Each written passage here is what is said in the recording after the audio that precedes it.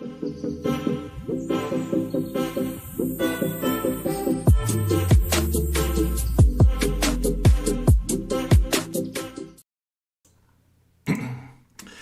up, guys? I think we are live. Looks like we are live for the Super Rugby Final. So this is it, guys. The culmination, obviously, of the Super Rugby season, and clearly the two best teams here in the final. So I think we're in for a absolute cracker of a game.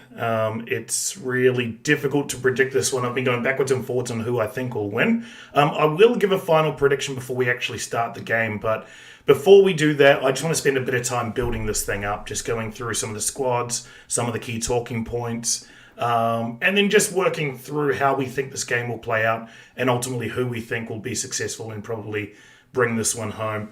We are, it looks like 25 minutes away from kickoff. So, I'm just going to be chilling here, having a few drinks and just chatting about rugby with you guys. So make sure you comment down below.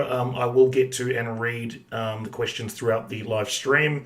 And you can ask me questions about anything. We can talk about the game. We can talk about, general questions that you have for Hakatime Rugby. We can talk about the upcoming mid-year tours. Throw questions at me and let's just have a discussion. I think that's one of the good things about these watch-along formats is that, you can just comment in the chats and get a dialogue going and we can just bounce off and discuss some of the key talking points. So with that, we are 24 minutes away.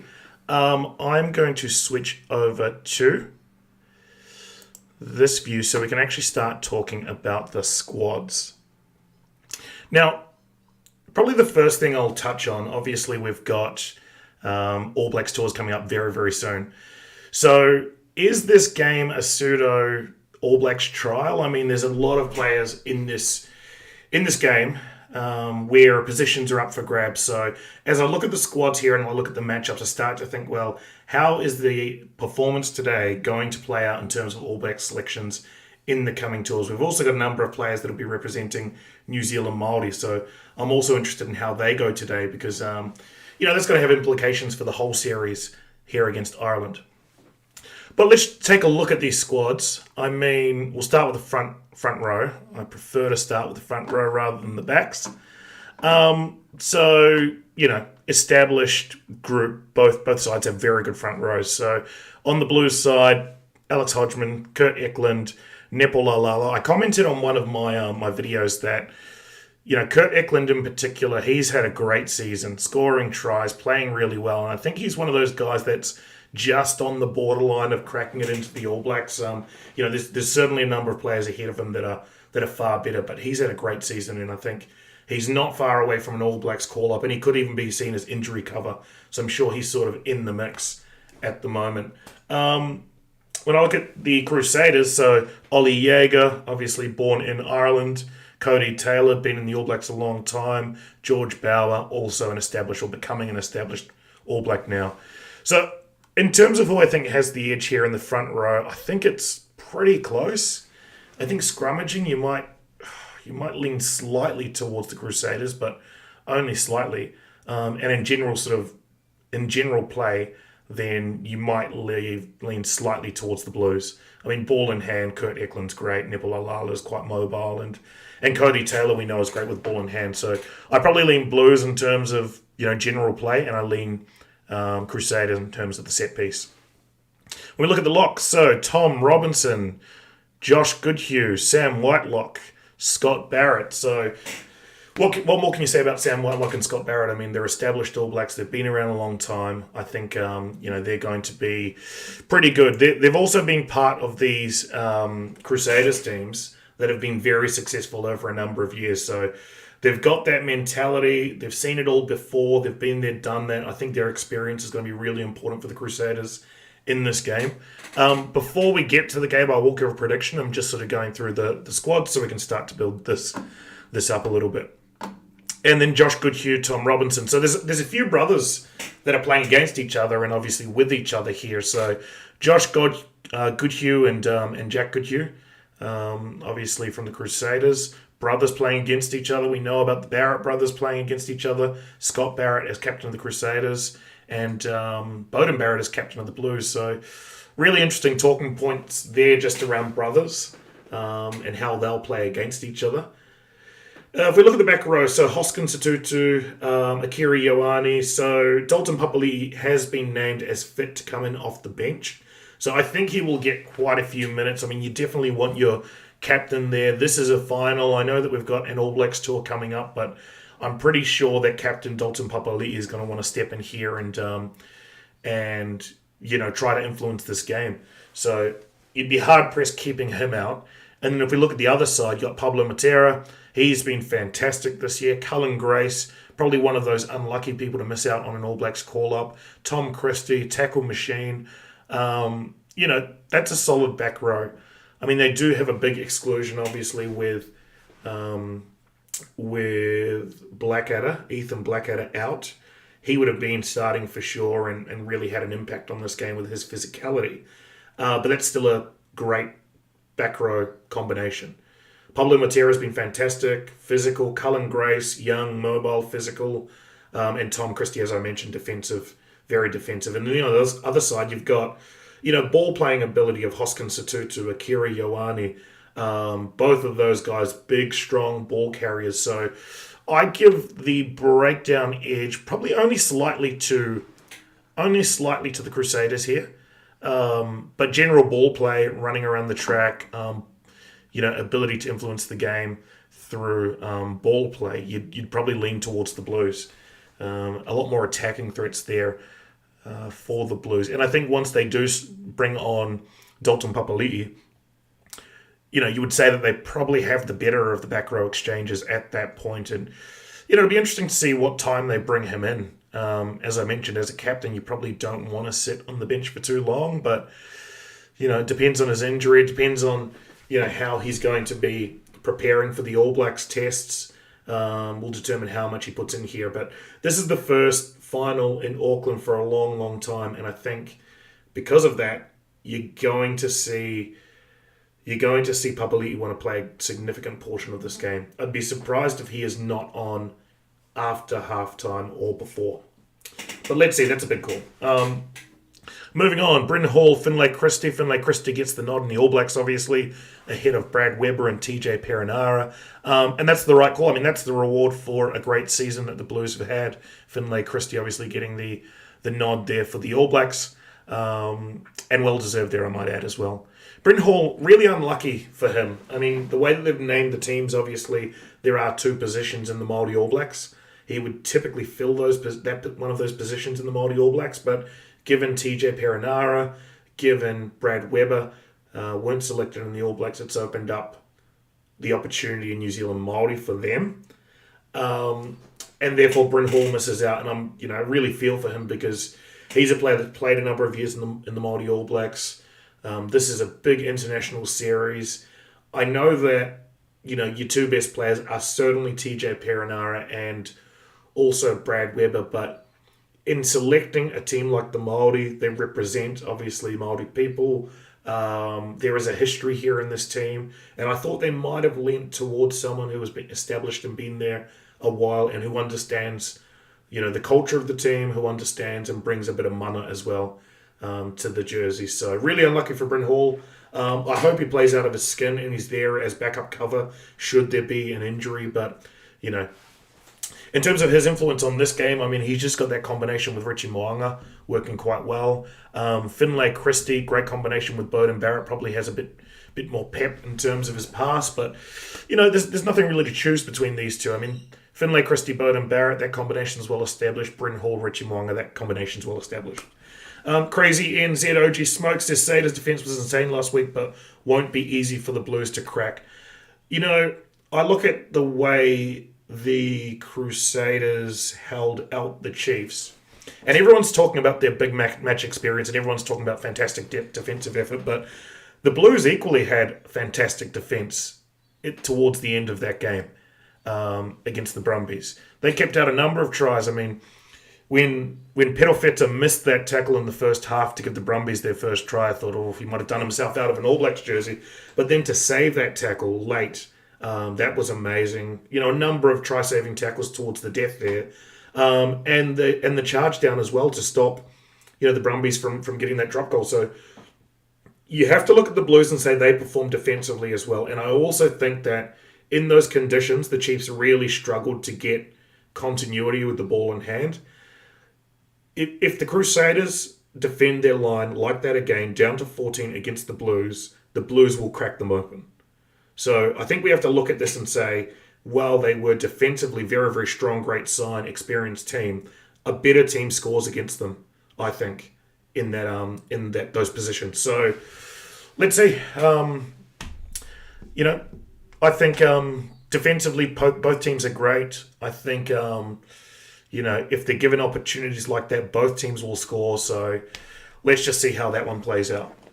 Beauden Barrett and Richie Mo'unga. Now, is this an All Blacks? Is this an All Blacks trial? Will the person who gets the better of the other between the tens likely start for the All Blacks? Look, I can't pick between these two for the All Blacks. It's going to come down to how the All Blacks want to play. What style they want to play and who's better, probably either distributed to beat the rush defence, or if they're looking at more sort of power wingers who can get them involved. I would have to lean slightly towards Beauden Barrett as having the better form this Super Rugby season, but it's a small difference. Like, I can't choose between these two, and I'm glad both are playing for the All Blacks. But who gets the better of the other in this game? I don't know. No idea. You can't pick between them. To the backline. So it's a crazy backline here for the Crusaders. I mean, all Blacks from 10 to 15. Lester Fainga'anuku, obviously a new All Black, so I'm hoping he gets a run for the All Blacks. Really interested to see how he goes today, because AJ Lamb and Mark Talia are strong, ball carriers, and Lester's going to have to be on his game to, defensively to keep those guys out. When I look at the 12-13 combinations, that's between 10, 12, 13, those are the combinations that have got me the most excited. And it's going to be interesting to see how they go, how they perform, and what that means for the All Blacks. Because you've also got to consider combinations. I mean, that's what a lot of these really good teams do really well, is that they bring in club-established combinations into their international squads, and they perform well because they've played together. They know how each other works. It's that continuity continuing there at international level. So Ireland's a great example of that. Majority of those players are from Leinster. They all play together. They know each other's style. And I've done a couple of videos on this as well. So I think whoever gets the edge here might have the inside running for the All Blacks positions. Rieko Ioane's a lock. He will definitely be there. He was one of the first names that will go down on the sheets. It's just a question if Roger Tuivasa-Sheck or David Havili or Quinn Tupaia obviously get the nod, and then which way they go with the fly halves as well. If we look at the wingers, we know Sever Reece, been in the All Blacks a long time. Lester Fainga'anuku I touched on. But Mark Talia and AJ Lamb have both had outstanding seasons. And, I just think that if you get a couple of injuries, then they may even feature in All Black squads sort of going down into the future as injury cover. So it'll be interesting to see if they get their opportunities. But both are world-class, great players. Mark Talia has had a number of good seasons, gives you front foot ball, running hard at the line. So does Sever Reece and so does Lester Fainga'anuku. So, when I look at these back lines and I sort of look through who is likely to get the better of the other, it's too close to call. There's a little bit more experience on the Crusaders side, so that might be a telling factor. But then you've got, Rieko Ioane, Beauden Barrett game breakers, Pedal Fetters had an amazing season. So, look, I can't split them. In terms of tactical play, I probably give the edge to the Blues. I think Beauden Barrett in combination with Pedal Fetters' kicking game is slightly superior to Mo'unga and anyone else in that back line, including Will Jordan. So I think tactically the Blues have the advantage. I think in general running and general play, it's hard to pick. In terms of defense, I give it slightly to the Crusaders. So let's jump over and take a look at the bench and just see if we can find an edge here and work out how they're going to play here. So we touched on Dalton Papali'i. He has been confirmed as fit to come in off the bench. When we look at the front rows, so names that jump out, Tuinuku Afe, Ofa Tuangafasi. Experienced All Blacks, great set piece. But Tamaiti Williams, man, I'm really looking forward to seeing him have a crack for the Māori. against the Irish. Big unit. Former number 8. It was converted to prop. Runs around 140 kgs plus. So big unit. So, he doesn't give up too much when you look at the scrum battle. But, I'm just looking forward to seeing him in action. Luke Romano, rejuvenated this year. Seems to have come back, someone his age to come back and perform as well as he has been great to see. Quentin Strange obviously has been part of that Crusader setup for some time now. So, and then we look to the backs. I mean, a couple of forgotten names for the Crusaders to a degree. Braden Enor, there's big talks about him in an All Blacks jersey previously. George Bridge missed out on All Blacks selection. So these guys have something to prove for sure. Bryce Heem and Zahn Sullivan. Zahn Sullivan's obviously playing for the Māoris, so it'll be great to see how he goes and how they utilise these benches. I mean, you got game breakers all over the place. And we look at the backline in particular. Game breakers all over the place. So will there be a willingness to use, some of these replacement players coming in 60 minutes, 70 minutes? Yeah, Braden Enor comes in, sort of solidifies the defence, but you might be losing a little something there. George Bridge has been a yard or two off. When I look at the substitutes, the bench, I'll probably give the edge to the Blues here. I think in terms of experience, that forward pack is, very mobile. I think they sit much better in the set piece. I think you give the edge here to the Blues. So if they can utilise the 23-man game, and bring on people at the right time, make the appropriate changes. I mentioned about Dalton Papali'i. I think as captain, he's going to want to be in there relatively early. I think we'll see him either shortly after or not long after halftime. So let's see how he goes. So that's the squads, guys. Let me know what you think there. When I look at some of the comments, so I want the winners of the game to play the winner of Storms Bulls game. I would love that. I mean, it's so hard with these international calendars, to get to line up games with other countries. But URC versus Super Rugby would be great. You've got the Premiership there as well.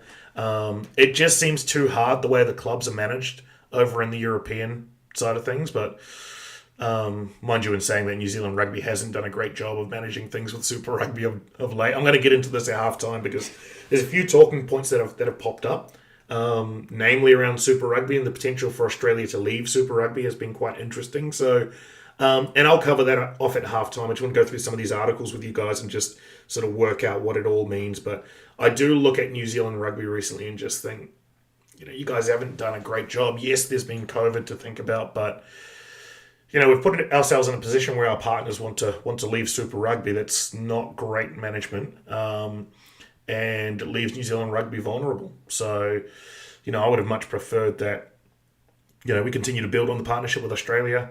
I think they're not far off, getting back and being world class again. And if we start to burn bridges with our closest partners, we've already pushed South Africa out of Super Rugby. Now we pushed Argentina out, Japan out. We're potentially going to do it with Australia as well. Doesn't leave many options, and you need friends in this game. If we're going to play these, if we're going to make Super Rugby exciting again, because it certainly has dropped a little bit in recent years. Although I've enjoyed the season, I think the standard's been really good this season. So there's that. What else do we need to touch on before we kick things off? So I will keep the scoreboard up. I'll keep your guys' chat up here on the screen as well. Feel free to ask any questions as we go through, and I'll do a general commentary on the game just to give you guys a view of what I'm seeing during the game. And we won't be showing any game footage, so that's pretty clear, I think, in all of the description, everything else that I've put in there. But let me know what you guys think about this game and how it's going to play out. Oh, it looks like we got Max here from the black jersey. Up the Blues. Blues to win by 3 and avenge my Chiefs. This game's way too close to call. I'll give a prediction now, actually. What are we? We're 5 minutes out from the game kicking off, so I'll give a prediction. And for those that are into sports betting, I'll touch on some of that as well. I have put a bet on, so let's see how that goes. But I think this game is way too close to call. I think that as we touched on earlier, people are making a big deal around the defense of the Crusaders last week. I think that equally the defense of the Blues has to be commended as well. They were great. I also think that if the Crusaders do that again and they end up defending on their line, they're going to be cracked open at a packed Eden Park. It's one thing to do it in those conditions, and the conditions last week were horrible for the Chiefs against the Crusaders. So it's one thing to do it in difficult conditions to keep an attacking side out. It's another thing to do it back to back and in the final when you are in a packed full stadium at Eden Park. So if I look at my predictions, if I think about the predictions here, it's too close to call. Could go either way. If you're a betting man, I would go with the odds. So the odds have. Sorry, I would go against the odds. The odds have the Crusaders out at $2.10, I think, last time I looked when I put my bet on. So that seems good value from a betting perspective. But I actually think the Blues will sneak home in this one. Max says Blues by 3. I think he's close to or right on the money. Jack said also Blues by 3 or Crusaders by 3. So who knows, mate? I think it's going to be really close. I do lean towards the Blues in terms of my predictions. But I'll tell you right now, I did put a bet on and I went with the better odds. So I actually went with the Crusaders in the sports bet that I put on. So let's see if that comes through. What else? What is New Zealand Rugby Union doing to push these others out? So we look back 2 years ago, once COVID started, it became all a bit too hard to maintain. So that's part of the reason why South Africa decided to go their own way. And to link up with European rugby, time zones better, potential financial opportunities better. And I do remember it was quite difficult in the discussions because it was, South Africa also talking about joining the Six Nations, leaving New Zealand exposed to a degree. So I just look at that time and don't think New Zealand did enough to maintain good relationships with South Africa. They also voted to push out Argentina and Japan from Super Rugby to close off the competition to an Australian and a New Zealand competition. And then now our other partner, Australia, is looking at leaving. So I just look at the management from New Zealand Rugby Union and just think they've really put themselves in a difficult position, pushed out some of their partners, or at least haven't, maintained those good partnerships. And as a result, New Zealand's a little bit exposed. Now, we do have this deal with Silver Lake. I think that's quite a telling one. I mean, it's opening up pathways into, American entertainment, sports entertainment. They're one of the biggest sports entertainment providers. So, it's opening up those pathways. I don't know. It's what we need a lot more information to come out, but I feel like there is something in the Silver Lake partnership that they are looking at leveraging towards how the All Blacks will play, where they will play, and potentially club rugby level as well. So that's just my thoughts, guys. If you've got any other questions, throw them at me. We'll chat throughout the game. It looks like we are a couple of minutes away from kickoff, or a few minutes away from kickoff. So Auckland's looking good. How is the weather actually there today? Can anyone tell me? Let's have a look. Rain by the looks of it. Is it raining there right now? Yeah, hope rugby picks up further in the USA. I agree. And this is what I was sort of touching on with the Silver Lake deal is that, they've got Major League Rugby there. They've now got a partner with US Sports Entertainment. Are we going to see more games in the US? There's also talk about having, the Rugby World Cup in future years in the US. So there's going to be a willingness from USA Rugby to grow the game. There's now pathways for, established in partnerships, established with sports entertainment into the US. So, and Super Rugby, people are looking for we're looking for partners, especially if Australia leaves. So could there be something in that? Maybe. I would love it, to be honest. If I was actually hoping, I know Australia has been named as sort of the next World Cup after France, and then which is cool. I'll definitely go along to most of those games, but I would have loved to have seen the US announced. And, should that have happened, mate, I would have been there at the Rugby World Cup going to all the games. All right, so it looks like a little bit of rain in there right now. And, yeah, a little bit of rain. Is anyone else in Auckland seeing anything?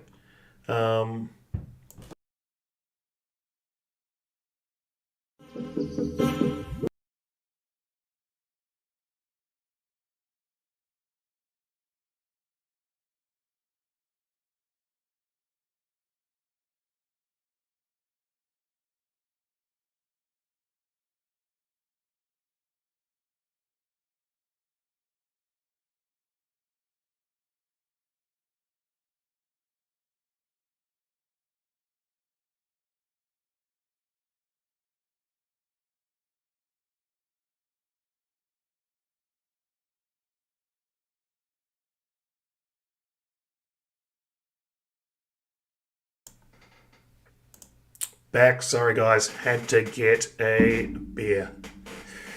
Good to go. Cheers to everyone. Enjoy the game, guys. Let me know for others who you're predicting will win this game. Good luck to both teams. Full transparency, I'm a Crusaders supporter. Have been a long, long time. But I actually think the Blues will win this, but I've gone with the value with the sports bettors with the Crusaders, which sounds like I'm completely sitting on the fence, which I probably am, to be honest. All right. Scott Barrett walking the team out. Yeah, I mean, look at that. Look at the record. We know that they've won a significant number of titles. They've been here and done that before. That's been pretty much the major talking point in the build-up to this is how experienced the Crusaders are. And that's going to be telling. I mean, that's important, but you're in a packed Eden Park, right? And the Blues have been playing very, very well. So they've still got to get out there and win it.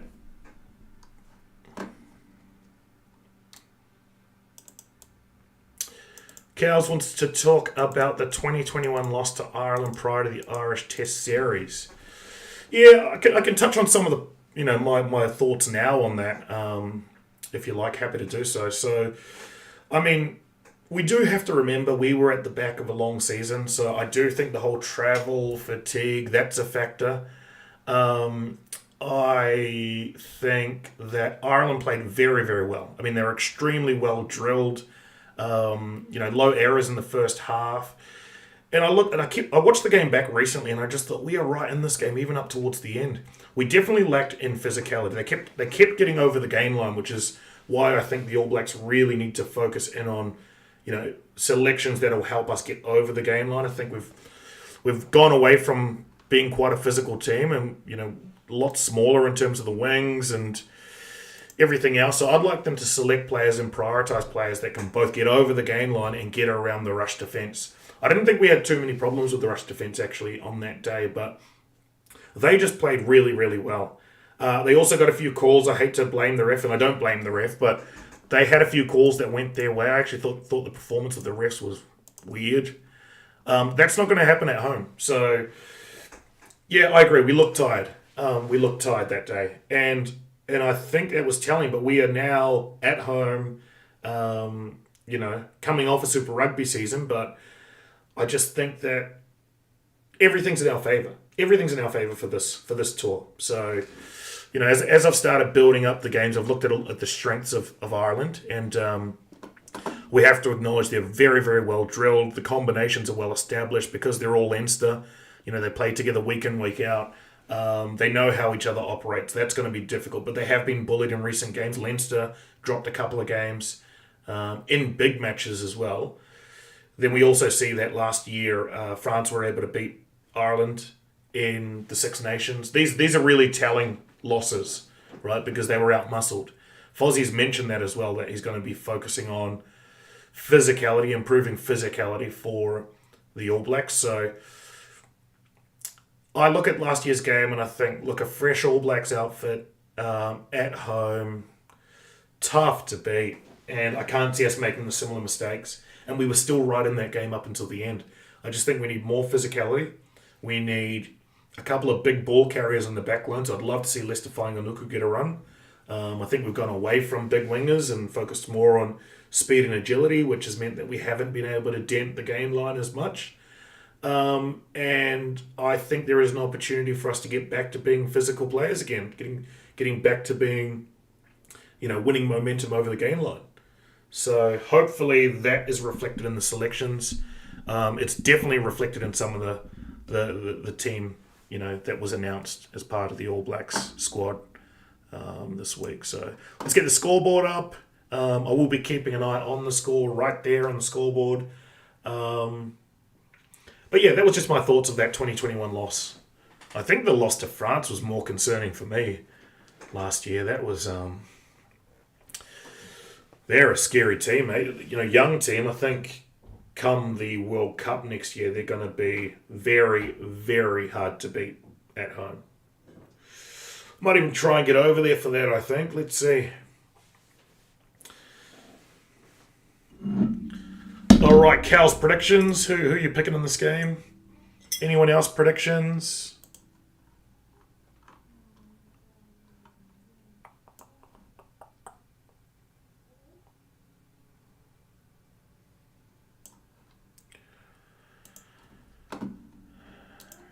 All right, Ben O'Keefe. He's all set. He's a good ref, so we shouldn't see too many issues on that side of things. Looks dewy there. Doesn't look super wet, but it just looks... Oh, no, take it back. Is that smoke or is it haze or rain? Everyone's saying by 3. Blues by 3. Someone else was Crusaders by 3 and Blues by 3. Max from the black jersey. Blues by 3. Jacob says Blues by 8. I'm going to say Blues by 5. Blues never lose. Big call. What are they now? Like 14 in a row, 15 in a row, something. So they've it's a different team to historic Blues teams. I mean, they're making a lot about history of the Crusaders and finals, but you've actually got to look at the last results, the last 3 or 4 years maximum. If you start looking back further than that, you're just wasting your time. I don't think they're relevant data points. All right, game on. Ball's about to get kicked off. It is raining there. I did mention earlier that I think the Blues have the edge. With Pedalfeta at the back, they have the edge with more tactical gameplay and game management. I think his ability to put the ball around the track, kick the ball from the back, is an advantage that the Blues have. All right, first line out. Crusaders ball on the Blues 40. Whitelock's given the call, and Cullen Grace takes the line out. Ball secured at the back. Crusaders starting out with the maul. Small little breakaway there from Cody Taylor. Crusaders attacking now. Matera shrugs off one, but Roger Tuivasa-Sheck brings him down. Good first up tackle from Roger. Havili runs into a brick wall, but still manages to get over the gain line. That's good signs. Backdoor play. George Bell running at pace. Crusaders putting it on here. Running hard. Moanga tries for the little chip kick. Doesn't get it through.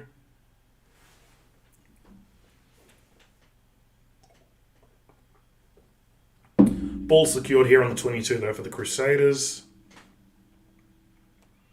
No one at the ruck. Ball exposed at the back of the ruck. No one there to clear. Looks like Brent Hall was either held back or just sort of behind the pace there. Oh, Leicester Fainga'anuku gets the ball away. And then ball in touch should be Blues line out unless it was knocked out by AJ Lamb.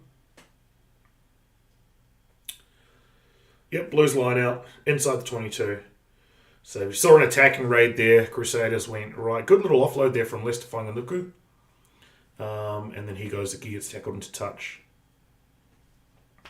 So Blues with a defensive line out. Looks like 7-8 metres out of their line. Oh, the Crusaders get the ball off the line out in a scrappy one. Ooh, good tackle. And looks like Crusaders are going to be... Oh! There's Tafanga running for the corner. Tries to get the ball back in. Gets taken out. Sever Reese appealing for the try. Too scrappy. Looked like a few errors in that. So Moanga went for the short ball option where he probably should have gone out the back door. So I think decision making, he'd want to get that one back. And then execution at the death. I mean, actually, Roger Tuivasa Shek, unless Tafanga Nuku, that's a... Defensively, there's a tick in the box for Roger. He's made a couple of big tackles already, Roger. That covering tackle just then on Tafanga Nuku. We also saw Pablo Matera shrug one off and then run into Roger. So that's that rugby league defence coming through there for Tuivasa Shek. And I think that is why they want him in there. I mentioned that the All Blacks need to sort of win game line dominance again because we've become a more mobile team and less physical team. And I think that's probably what got Roger selected, is more his defence, his ability to stop, good attacking players. All right, defensive scrum, 5 metres out for the Blues. Ball goes in the back. Yep, it's there for Satutu. He's positioning for Satutu for the run, but Bryn Hall's all over him. He normally gets out and clear of the scrum there, but Bryn Hall was all over him on that one.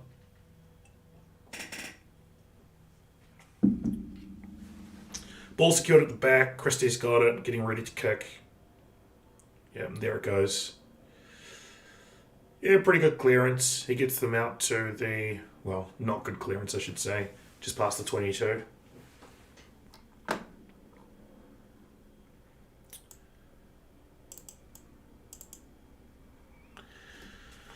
All right, attacking run here. Whainganuku off the back of the line out.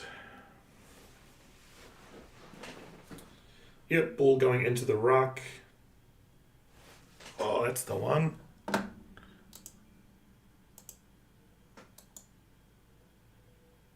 Let me just clean up this chat. We got some unwanted people here. We might have to...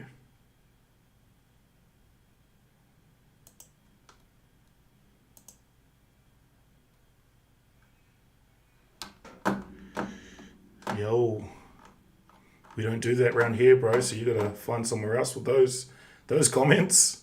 And you're distracting me from the game. Blues penalty. Offside, the call.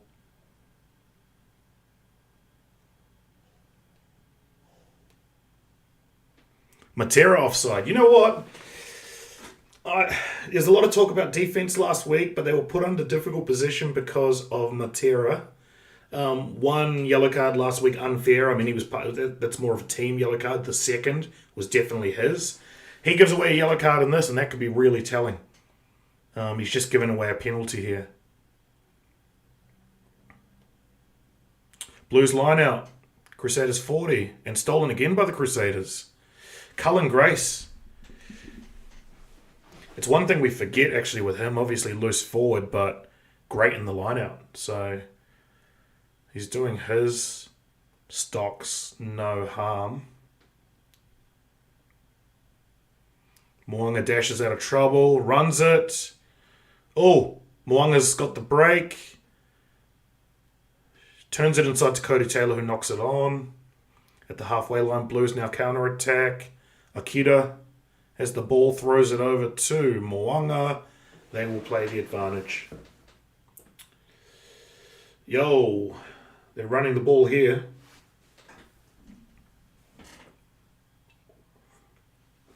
Moanga's looking sharp.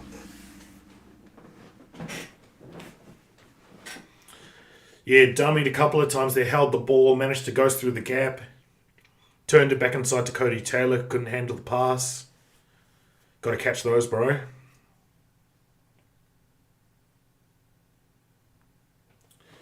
Yeah, you got to catch those.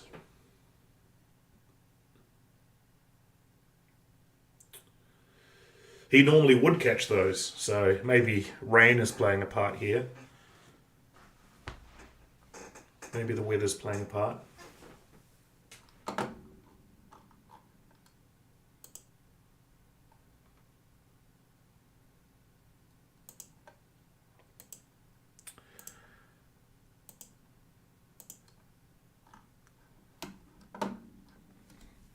Scrum.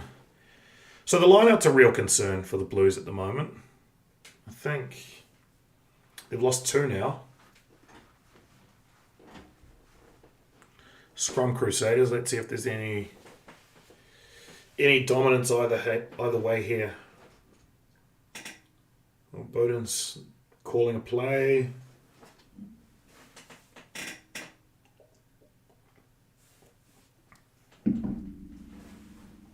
Ball off the back. Satutu makes 15 metres. Tom Christie goes for the steal but doesn't get it. Ball goes wide.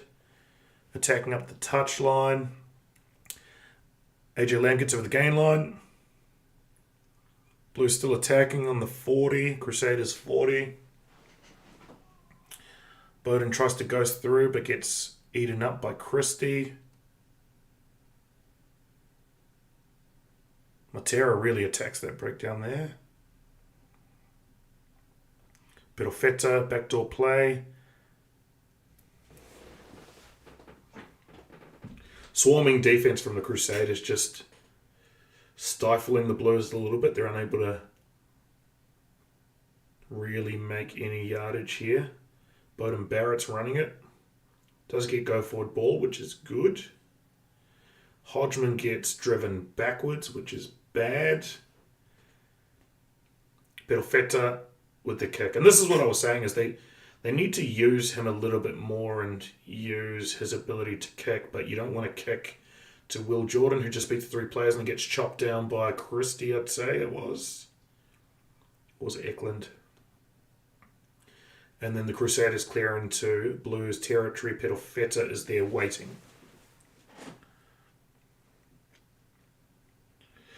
So we're playing ping pong now. Ball's going up. Talia under pressure. Ooh, good call there from Christie. Ball was right in front of Christie, but because he was in an offside position. Huh? Sever Reese puts Tom Robinson on skates. Broke some ankles there. So Talia under pressure drops the ball. Ball comes out the back. Sever Reese makes Tom Robinson fall over. He's sort of looking to put up a drop goal from 40 out. That's never going to fly. He's not going to do that. But Robinson bites and ends up on his backside. And now we have a Blues defensive line out. Cullen Grace, I reckon, goes up here. Yeah, Blues secure it. That's good on their own 22. May have had the ball stolen here. No, they've got it.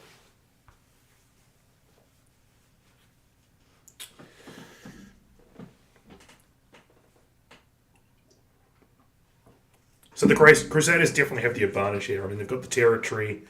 They're just doing a bit more damage with the ball in hand. The Blues still have the advantage with, the Pitofeta and Barrett combination. So they should be looking to use kick the ball more, I think. Play territory. Crusaders playing fast, quick line out. A lot of slips. Everyone's slipping here, so it looks like the conditions are playing a part. Cody Taylor's got the ball in and around the 40. The Blues 40. Attacking right down the wing. Severis has got it on the 22. But they're making good yardage, and then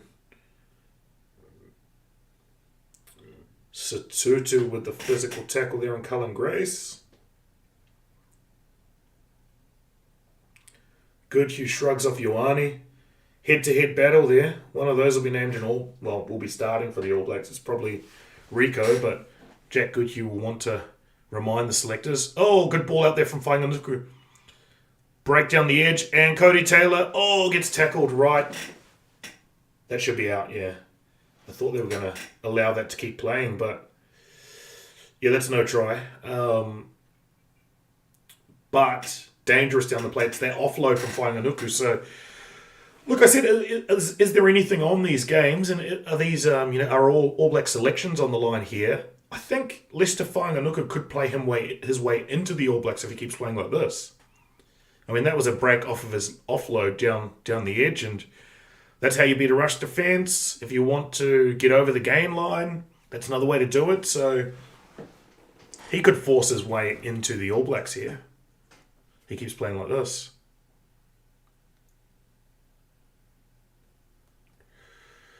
But one thing that we probably have to keep an eye on now is that they are, there's been a lot of attacking raids here from the Crusaders, and the Blues, 12 minutes out now, still keeping them out.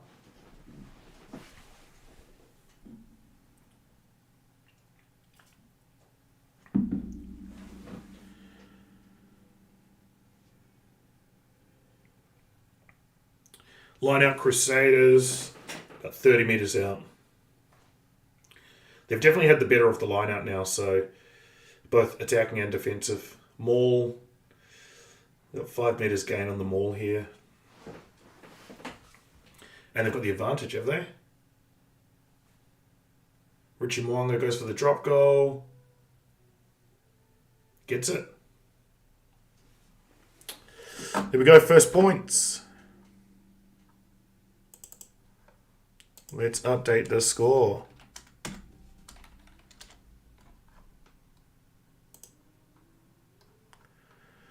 There we go. 3-0 Crusaders. They had the advantage, so nothing to lose there. Richie Mwanga went for it, got it. Good signs.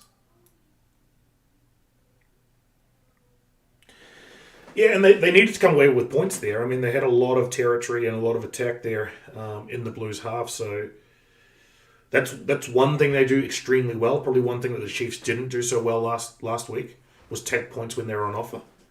But the Crusaders do that extremely well. So they've got first blood here, 3-0 Crusaders.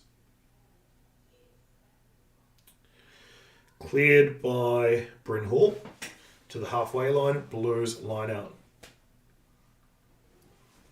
Geez, I wouldn't be happy going to the lineouts if you're a Crusaders. If you're a Blues player. They've given up a few now. Goes to the back, and they've given up another one. Who's that? Is that Will? David Havili puts the kick in. Good kick. Pins the Blues down into their 22. So Crusaders just doing what they do, unfortunately. Just pinning teams down and keeping the Blues in sort of defensive. That was David Havili, so that's a really good sign from him as well. If you're going to beat the rush defense, you want players who have, especially at 12, good kicking game. So that's a good sign from Havili. Crusaders have the ball now attacking on the 22. They win the line out. David Havili just sneaks through the line. They're now 10 metres out attacking.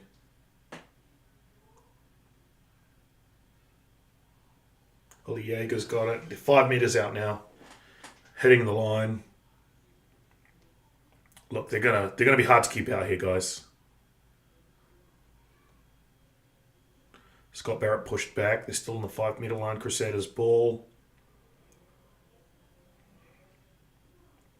Laying in the ruck here. Could be a penalty. No. Whanganuku dents the line. Whanganuku! Oh! He's held up, I think. If he scores here, he might... As I mentioned, I think he's potentially playing his way into an All Blacks. He's happy. He's pointing.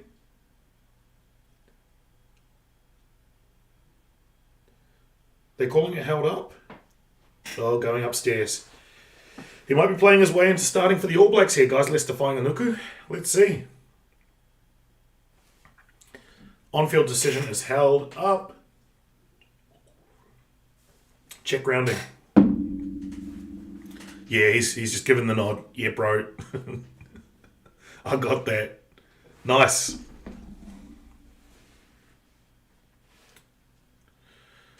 So goes it hard here. Can't really see anything there. Ball looks to be held up.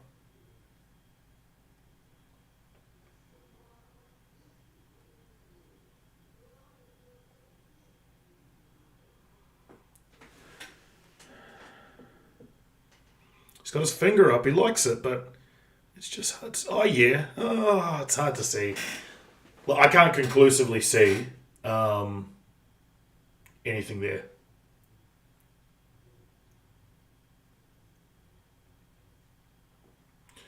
Look, they've slowed this right down. There's the ball on the line. We can see it. Oh, is that...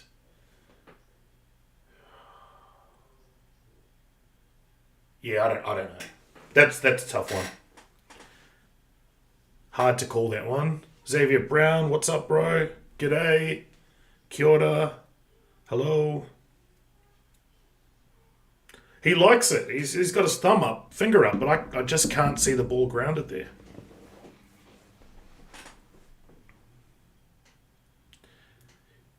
Nothing conclusive there for me. But they're just double checking this. Whanganui try. He's nodding.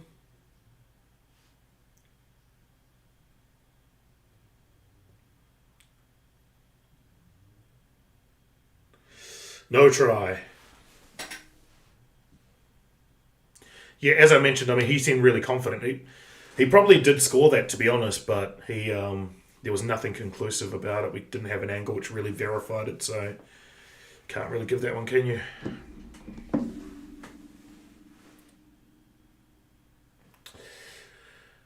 Xavier Brown, the Rebels are woeful. You know what? I was thinking, I live in Melbourne, but I was thinking I may cover the Rebels a bit more next year. I've had opportunities with them in the past. They've invited me in to come and interview players, and so I might link up with their media team and see if they want to collaborate next Super Rugby season. You know, happy to go along to some of the game days, do some interviews, and try and grow the game a bit more over here. I mean, I'm originally from New Zealand, live here now in Melbourne, but I like my rugby, so I'd love to see them do well. I want to see Australian rugby do well. Not too well. You know what I mean? Ball goes in goal. Looks like another goal line dropout.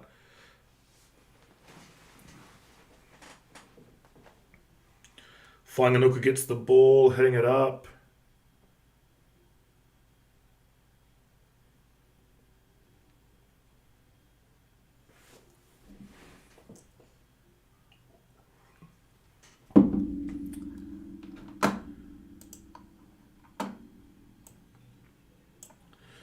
So Crusaders ball on the 22.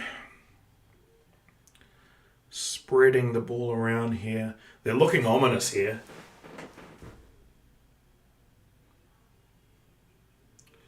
Looking dangerous. Backdoor play, Moanga.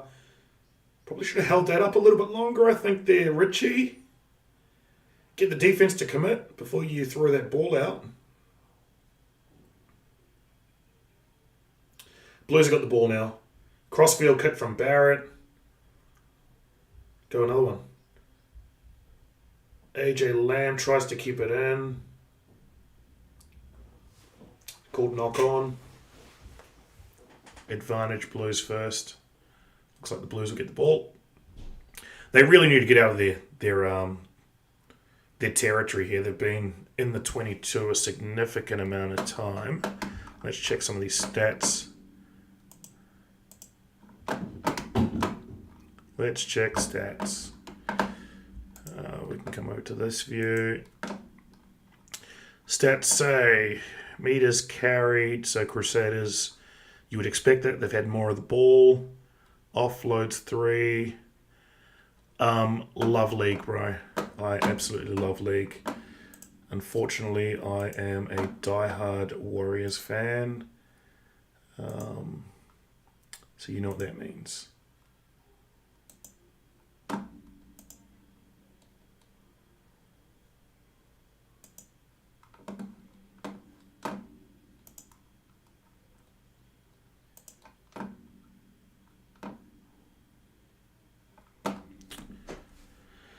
Okay.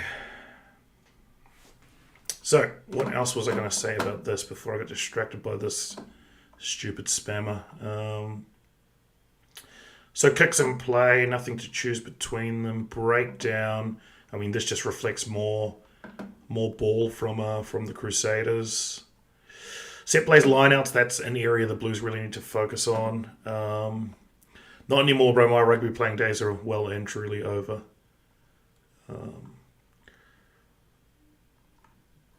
I don't play anymore. Yeah, so action areas. Here we go.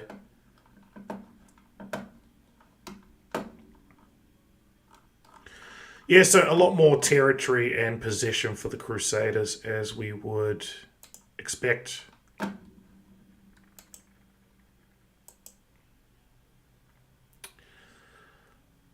So Bauer, oh, head contact on Bauer from Nepolaulala.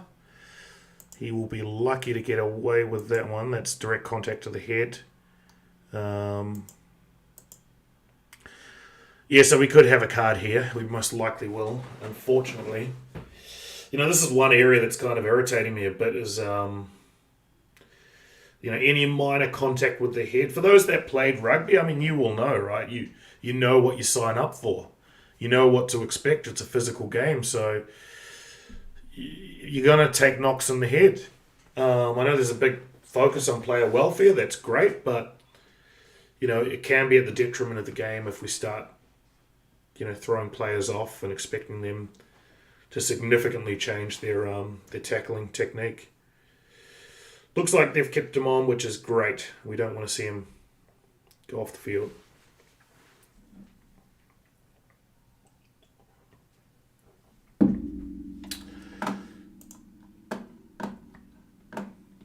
All right. Looks like it is Blues scrum. They're still in their own 22, so 20 metres out from their line. They've really got to get out of this area, right? So I mentioned I still think that they have the slight tactical advantage, or at least game management advantage, with Petal Fetzer there at the back and Bowden Barrett there. They just need enough ball to be able to utilise it. You can see that they're cautious about kicking, though, and for obvious reasons. You don't want to give the ball too often to Will Jordan. Crusaders get the better of the scrum there, but the ball is cleared by the Blues. Tuivasa Shek straight up the middle. Runs over Jack Goodhue. That was good. Have I gotten around AFL? I've been to a few games. I will say about AFL, I love the atmosphere of the games. I won't tell you who I support. Actually, I will tell you who I support, Collingwood. I don't really support them, to be honest. I just went to a game, and like everyone, you've got to choose a team when you get here, and I like the black and the white because it's the same colour as the All Blacks, so that team will do. Fainganuku takes the ball out on the halfway. Looks like he stepped out, though, so it should be... Oh, no, it's Crusaders' ball. Rogers on here, looking up.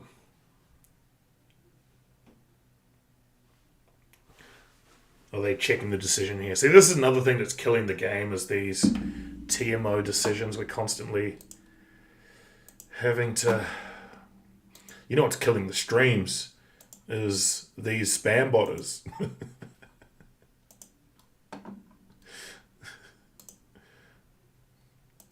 Might have to change these settings here. Let's see, so I don't have to worry so much about these.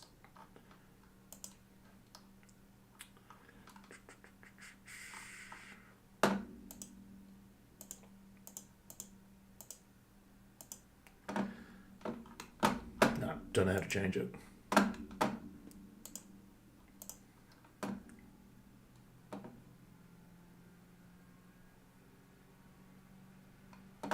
You need mods to get rid of spam, that's right. You can also change the settings so that chats are delayed or at least reviewed before adding. So I'm going to see if I can do that.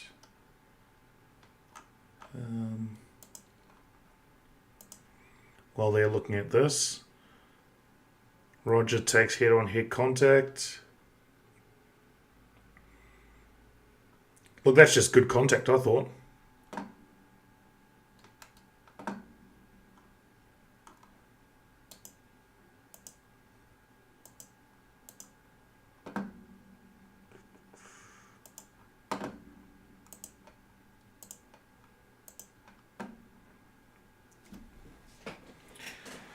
Yeah, Jack Goodhue took, looks like head-on-head contact here.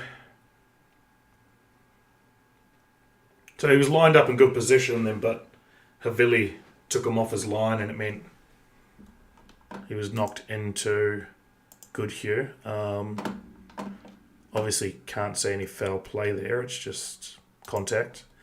And for some reason we've got to hold up the game waiting for a decision on this. This has proven to be quite a slow game, to be honest, and I don't think the refs are doing any favours. All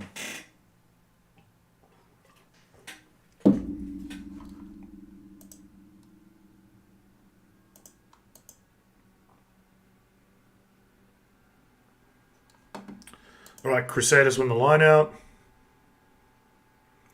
Richie puts the ball up. See, whether you get the ball or not off those kicks, you're playing in the defensive area of the Blues. So, it's good game management here from the Crusaders. They didn't win the ball back there, although Will Jordan attacking that high ball is always a good option. But the Blues managed to get the ball back, so they'll be happy with that.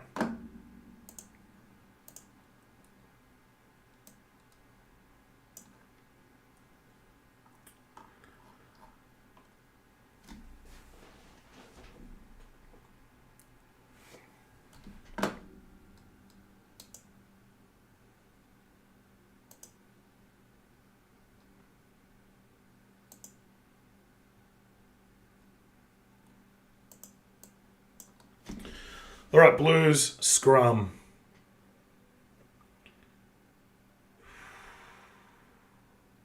Crusaders wheeled that one around to Blues get the advantage. Roger.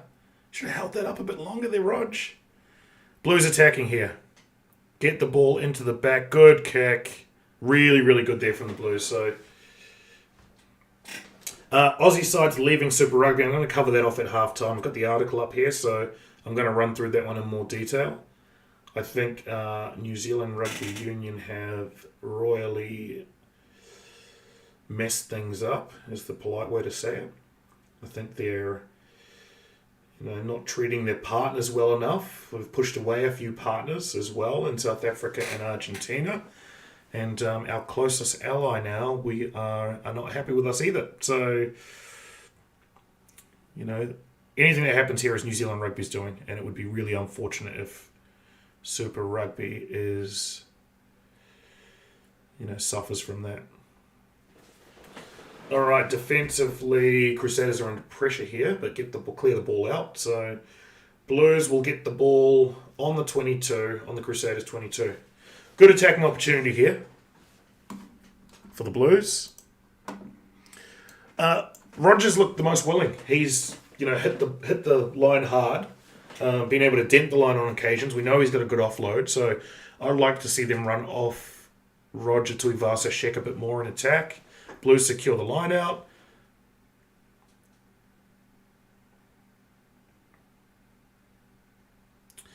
That'd be really unfortunate, man, for the Rebels. Breakdown work from Sam Whitelock secures the turnover. So that attacking raid, unfortunately, comes to an end with Whitelock securing the ball.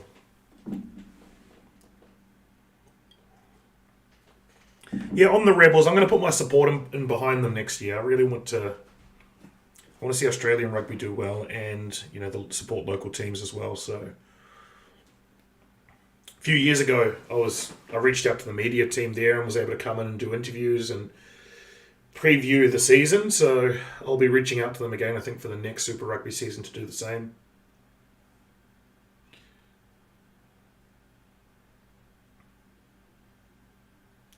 Just not enough support for Australian franchises, and obviously, it's super competitive when you look at AFL and rugby league in Australia. So there's that, very difficult sort of competition across codes.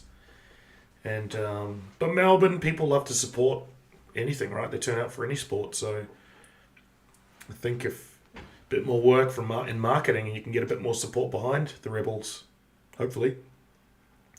Ball goes up, so high ball contest called knocked on by Crusaders. So the Blues will get the ball.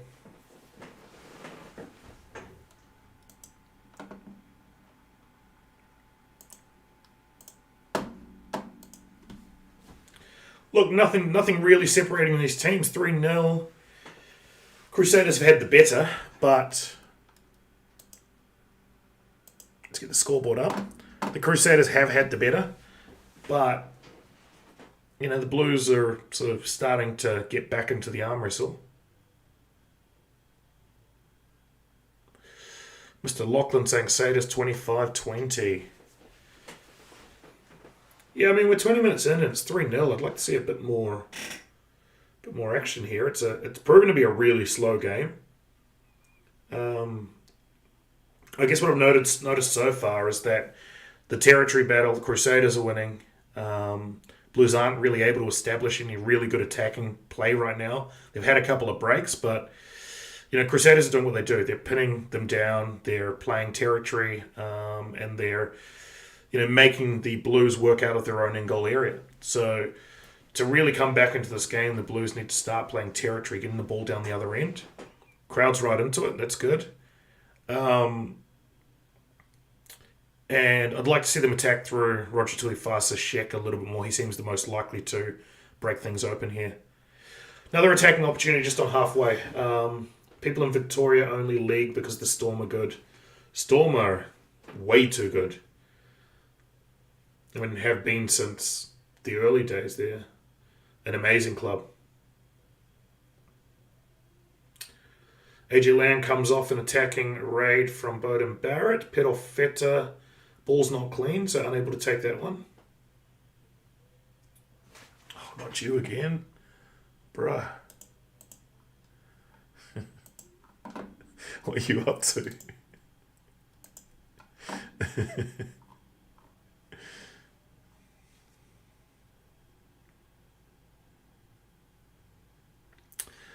Yeah, so you got to say good defence there by the Crusaders once again. Just stifling the momentum, and then Lester Fainga'anuku turning into the hype man. He's hyped with that defensive play, so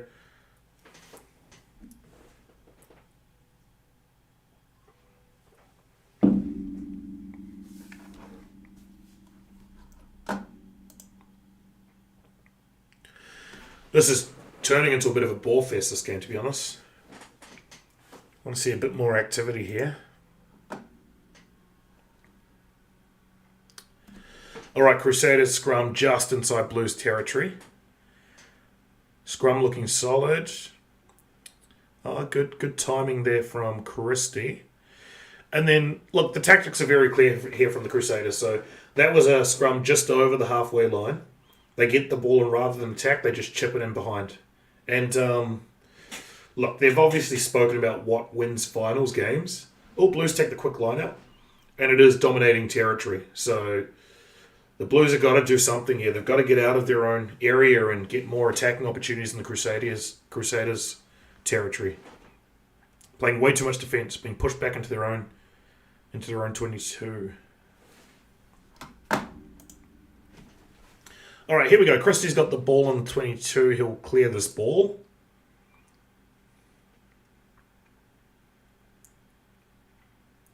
So ball stays in play. Crusaders fling that back. Sever Reese has got it.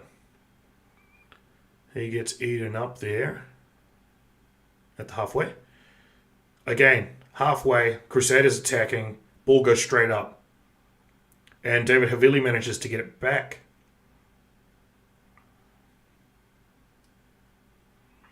Recycled quickly. Sever Reese comes back into the line, runs into the forwards. Takes contact.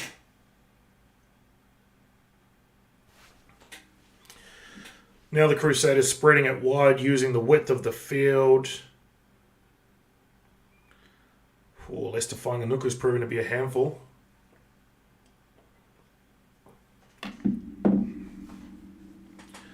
Oliega can't control it. Drops it at the back then. No knock on. Crusaders have got it about 30 metres out and got the penalty. So Havili chips over the top. Moanga regathers, attacking 10 metres out. Ref's still playing advantage here. Spreading the ball wide. Havili, just couldn't free the ball up. They can get it to the wing here. There might be a chance, but the ref blows it back. Scott Barrett's talking to the ref saying the advantage wasn't taken there, but that's another thing that's sort of irritating me with rugby at the moment is these long advantages. To me, they had an opportunity to attack there. They created an error, or at least it wasn't clean ball. So the ball's reset. You don't really deserve another opportunity. You had your opportunity. You weren't able to get over the gain line or convert to points. Ball is disrupted. To me, that's the end of your advantage.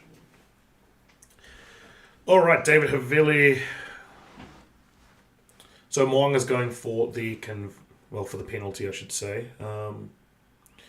Looks about 25, 30 on the, probably 25 on the angle, 30 on the angle. So not a lot of distance. He's out towards the sideline, so he's got to contend with the angle, but let's see what he can do. So to me so far, Whainganuku has probably been the standout. I also think defensively, Roger Tuivasa-Sheck has been great. A couple of good hits, one on Whainganuku and one on Pablo Matera. Also strong ball carrying there into Jack Goodhue, who's a noted good defender. So those two players are starting to get the better. The lineouts are being dominated by the Crusaders, so that's an area the Blues need to get back. And anytime they get the ball on the halfway and attack the Crusaders, they put the ball, either chip the ball through or put the ball up. So, this is textbook rugby from the Crusaders, especially in finals.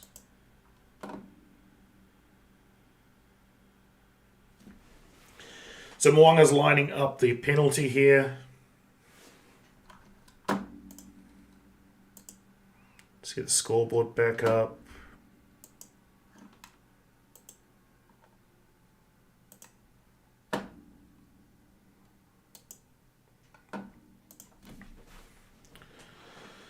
All right, here comes Moanga. That's a difficult angle. It's definitely not a shoo-in. Curves it round, gets it. So, 6. Let's bring this up. Crusaders now up to 6.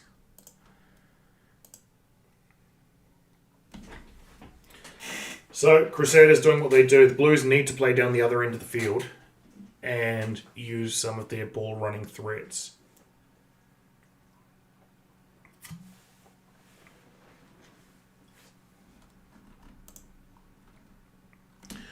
All right, Crusaders ball off the kickoff on the 22. Bryn Hall puts the ball up and over. It's contested on the halfway line. The Blues have it. Are shifting. Great defense there from Jack Goodhue. Getting the ball out to Beauden Barrett. All right, and who's this? Akira Ioane. Running into traffic on the halfway. Ball is recycled. Blues, good attacking opportunity here at halfway. Get the ball outside there. Yep, good work. Roger gets taken by David Havili. Just couldn't get around him there. They looked like they had the advantage there towards the edges, but Roger just couldn't get around the outside. Alex Hodgman runs it up the guts. Oh, that's a penalty, I would have thought.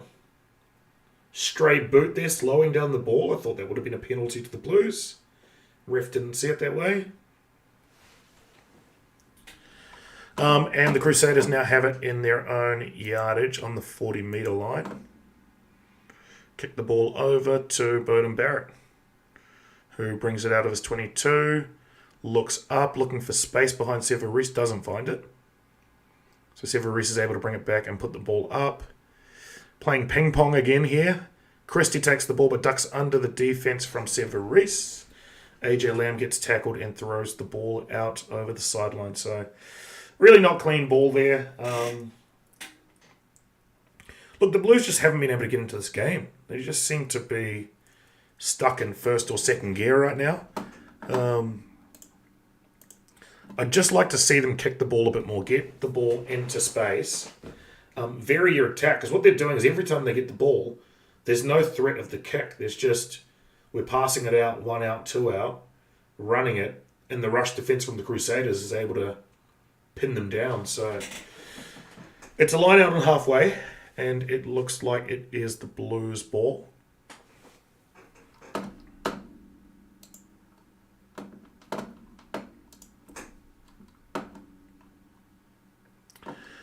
So possession, 64% the Crusaders. Territory, all dominated by the Crusaders.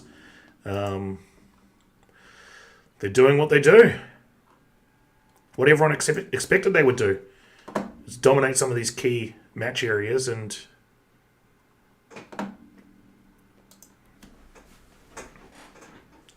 Alright, Crusaders have the ball, win the scrum, feed on halfway.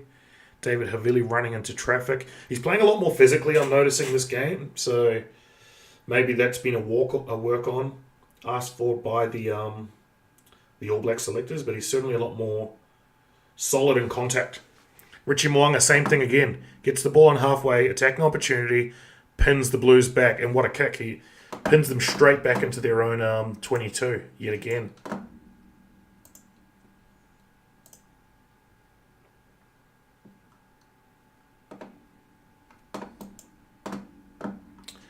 You know what, as we are going to try and figure out this comments thing, because this the spammer is really irritating me.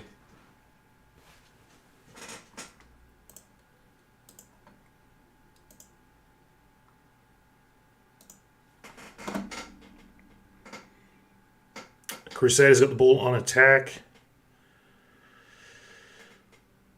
Oh, the Blues win the penalty. Crusaders 5 metres out on attack, and the Blues, Hoskins Satutu in the breakdown, wins the penalty. Nice work.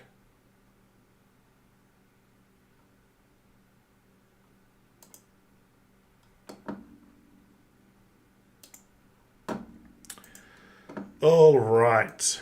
Yeah, great work from Hoskins Satutu. Right over the ball. Couldn't be moved off the ball. Just great stuff.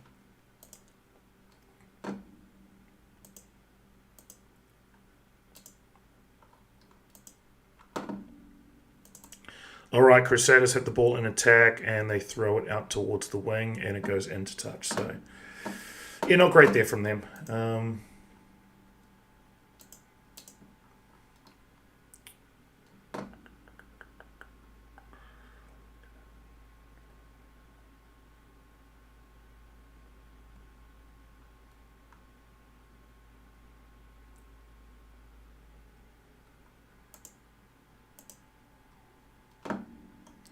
Just working out the settings here for the chat.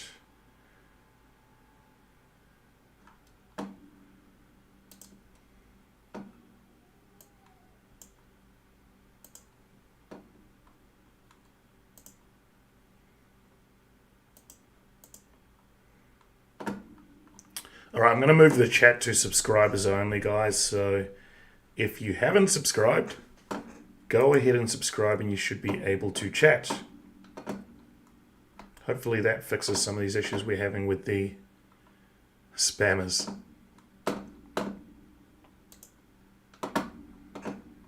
What's happening? We've frozen a bit here.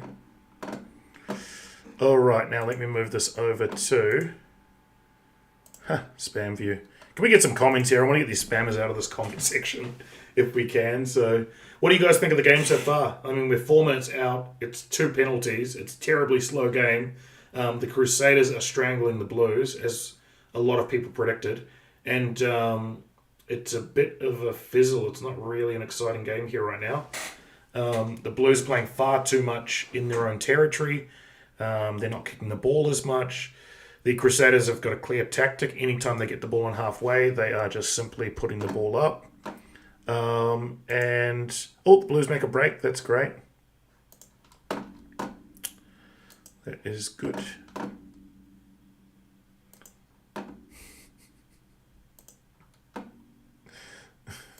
Up to.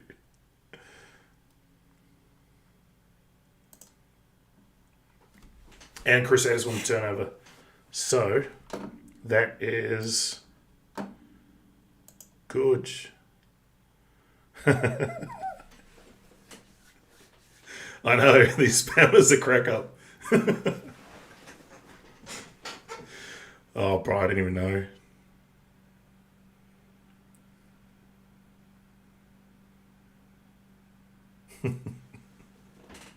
Don't tell Auntie.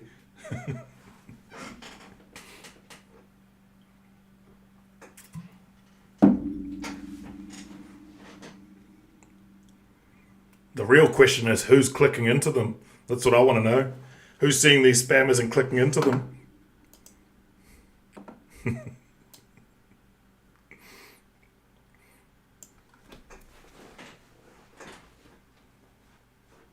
All right, Crusaders attacking here.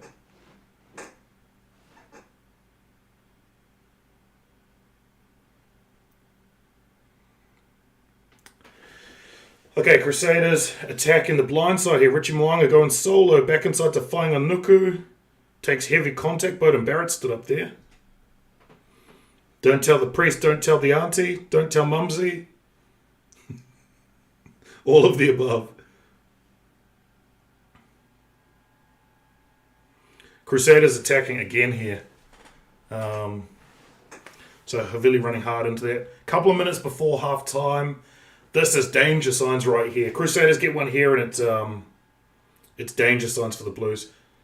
We know good teams, they score before and after half time. We've seen that. Crusaders 10 metres out. Let's see, Will Jordan trying to sneak through. Gets held up. It's good defence. Oh, attacking ball. Blues have won this, I reckon. No, ball recycles back. Bit unlucky there. It looked like ball was held up.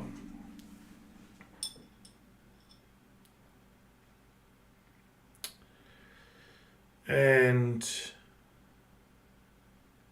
Crusaders still got the ball. There's a minute to go. They're 5 metres out, 10 metres out. I'll show you who's winning. I had the scoreboard, but then it's all covered in spam. 6-0 Crusaders. So, and the Crusaders got another penalty. They're 5 metres out. There's 1 minute to go, or 30 seconds left to go. Inside ball for Whainganuku. Gets over the advantage line. Oh, did he score? Might be held up over the line again. Recycles the ball back. Try given. Bryn Hall scores just before half time. That's a dagger, that one. That's a dagger. Look, you don't want to give up tries just before half time, obviously. But with the weight of territory, they've just strangled this game into those positions. Yeah, they love to score before half and after half time, and all the good teams do. I mean, there's a bit of a psychological edge when you send teams back behind their own try line just before the half, and then having to go and reflect on that moment at half time. So this is a sign of another good. I mean, this is what good teams do. Good stuff there from the Crusaders. Let's see. Cal says, mate, you reckon given the All Blacks announcement, some of these players holding back / playing safe? Well, the one I was looking out for was Dalton Papali'i. I mean, he was cleared as fit from the bench. This is as big a game, and, your club captain, I would think, would want to be involved. So I reckon they roll him in just after half-time. When I look at the Blues, do I think they're playing safe? I just think they're being strangled out of this game. They, if you notice, anytime the Crusaders get the ball in half-time, at halfway, they kick the ball. They put it up and contest it just in front of the 22. We've seen a couple of chips go through. That's primarily what either Will Smith, Will Jordan, Will Smith, don't want to talk about him, Will Jordan, Richie Moanga, or David Havili is the other one putting the kicks through. So they're playing the territory game and they're really strangling, the opposition. And it's proving telling. I mean, let's take a look at the stats now, actually. See what's going up with these stats. We'll keep the scoreboard up. Okay, so match stats. So 1 try Crusaders, we saw that. So meters carried probably reflects the possession stats, I would say. Also number of carries, defenders beaten. It all reflects possession stats. So the Crusaders have had far more ball than the Blues, unfortunately. Passes, yep, again, that's a possession stat. Offloads have been pretty even. So that's a good sign. I'd like to see more offloading there from Roger and attack off of Roger Tuivasa-Sheck. Lineouts have been horrendous. Good call, Cals. I think one player who's playing really well is Cullen Grace. So he's had a couple of those lineout steals as a number 8. Very tall number 8. So I think he's putting his hand up, obviously, for higher honours. If we see injuries, then he was very unlucky to miss out with Peter Gasol-Kula's naming. But given he is playing very well, he's doing his chances no harm. Defensive stats reflect the opposite of what we just saw in the attacking stats. More possession from the Crusaders, therefore more tackles from the Blues. Blues have had a couple of games where they've put in high tackle count. So, if they just need to work their way back into this game. Let's see. Kicking stats. So, slight edge here to the Crusaders. I thought it'd be a bit more lopsided here in terms of kicks because we have seen them use the kicks a lot in this game. One drop goal, we saw that. Rucks 1, that's a possession stat. I don't think there's too much to draw from that. Our mate's back. Don't tell Auntie. You know what? Who's clicking into these spammers? That's the only reason they're there. Some of you's out there clicking into these spammers. Set play. So lineouts 1, 8. Lineouts lost 6. 6-0. Yeah, okay. Lineouts 1. So Blues have only won 50% of their lineouts, which is not great. That's an area they really need to focus on. Scrums 1. Scrums lost discipline. So yeah, these stats really reflect possession. The Blues are struggling to get into this game. The Crusaders have had more possession and are playing a better territory game and are just strangling the game. So they managed to get that try just before halftime. That's huge. And I think it's going to be... Really, the Blues need to find a way to get back into this game. So I'd like to see them bring on Dalton Papali'i right off the bat. I think you need to get your captain in there, try and make an influence. I don't think there's too many. Let's bring this back up. Let's just see what they've got in terms of firepower. Off the bench. So if we go and have a look. Okay, so they really need to shore things up here. So I'd like to see Luke Romano and Dalton Papali'i get in there relatively early. Ofa Tu'ungafasi is going to have a role to play, obviously, here. I think if you look at the backs, there's not too much there that can really help. There needs to be... Need to win up front, obviously, and then try to... look, I actually think they've got the better tactical players in their team when I look at this backline. Pedalfeta kicking from the back, great. Bowden Barrett, obviously his tactical kicking we know, so they need to be utilising more of their strengths here when they get the ball and sort of kicking it in the back. We're seeing that from Richie Mo'unga, from David Havili, and from Will Jordan. So they are playing finals footy. This is finals football. That's how you strangle games like this. So get those things sorted. I think they need an injection in their forward pack. So again, if we go back down here, I want to see Romano and Papali'i in pretty quickly, just to start winning some of the physical dominance. Ofa Tu'ungafasi is another physical player, so they need to start turning this game their own way, and they need to do it through I think forward advantage through physical play in the forwards. So I think they need to get them on early. You're now down quite a bit, 13-0. I'll just update the scoreboard. Let me do that. You can't let this get any further out. You've got to draw your way back into this game, and you've got to make changes. So that's what I'd like to see them do. I think there's 3 names here in particular you can wheel out relatively early. Dalton Papali'i should come in after half-time. Luke Romano should come in 5 or 6 minutes after that. And Ofa Tu'ungafasi 4 or 5 minutes after that. They need to be bringing them in with enough time to make an influence on this game. Otherwise, the game's gone. So let's see if they make those changes. Leon McDonald's a good coach, but he needs to make some changes here to be able to get them back in this game. The Crusaders are doing exactly what we knew they would do, right? They are dominating territory. They're dominating possession. Anytime they get the ball on halfway, they're kicking in behind, and they're contesting the high balls. So unless you make change, they really need to just try and draw this game back in their favour. There needs to be some urgent changes made. And if they don't do that, you can kiss this game goodbye. So I think it's an urgent situation now for the Blues and for Leon McDonald to make those changes. Let's see if he will do it. What I wanted to talk about those guys, well, we probably still have another 5 or 6 or 10 minutes of half time, so I wanted to jump over to a couple of other talking points while we wait. And first things first, exclusive. Rugby Australia tells New Zealand it will walk away, and bombshell move set to tear Super Rugby apart.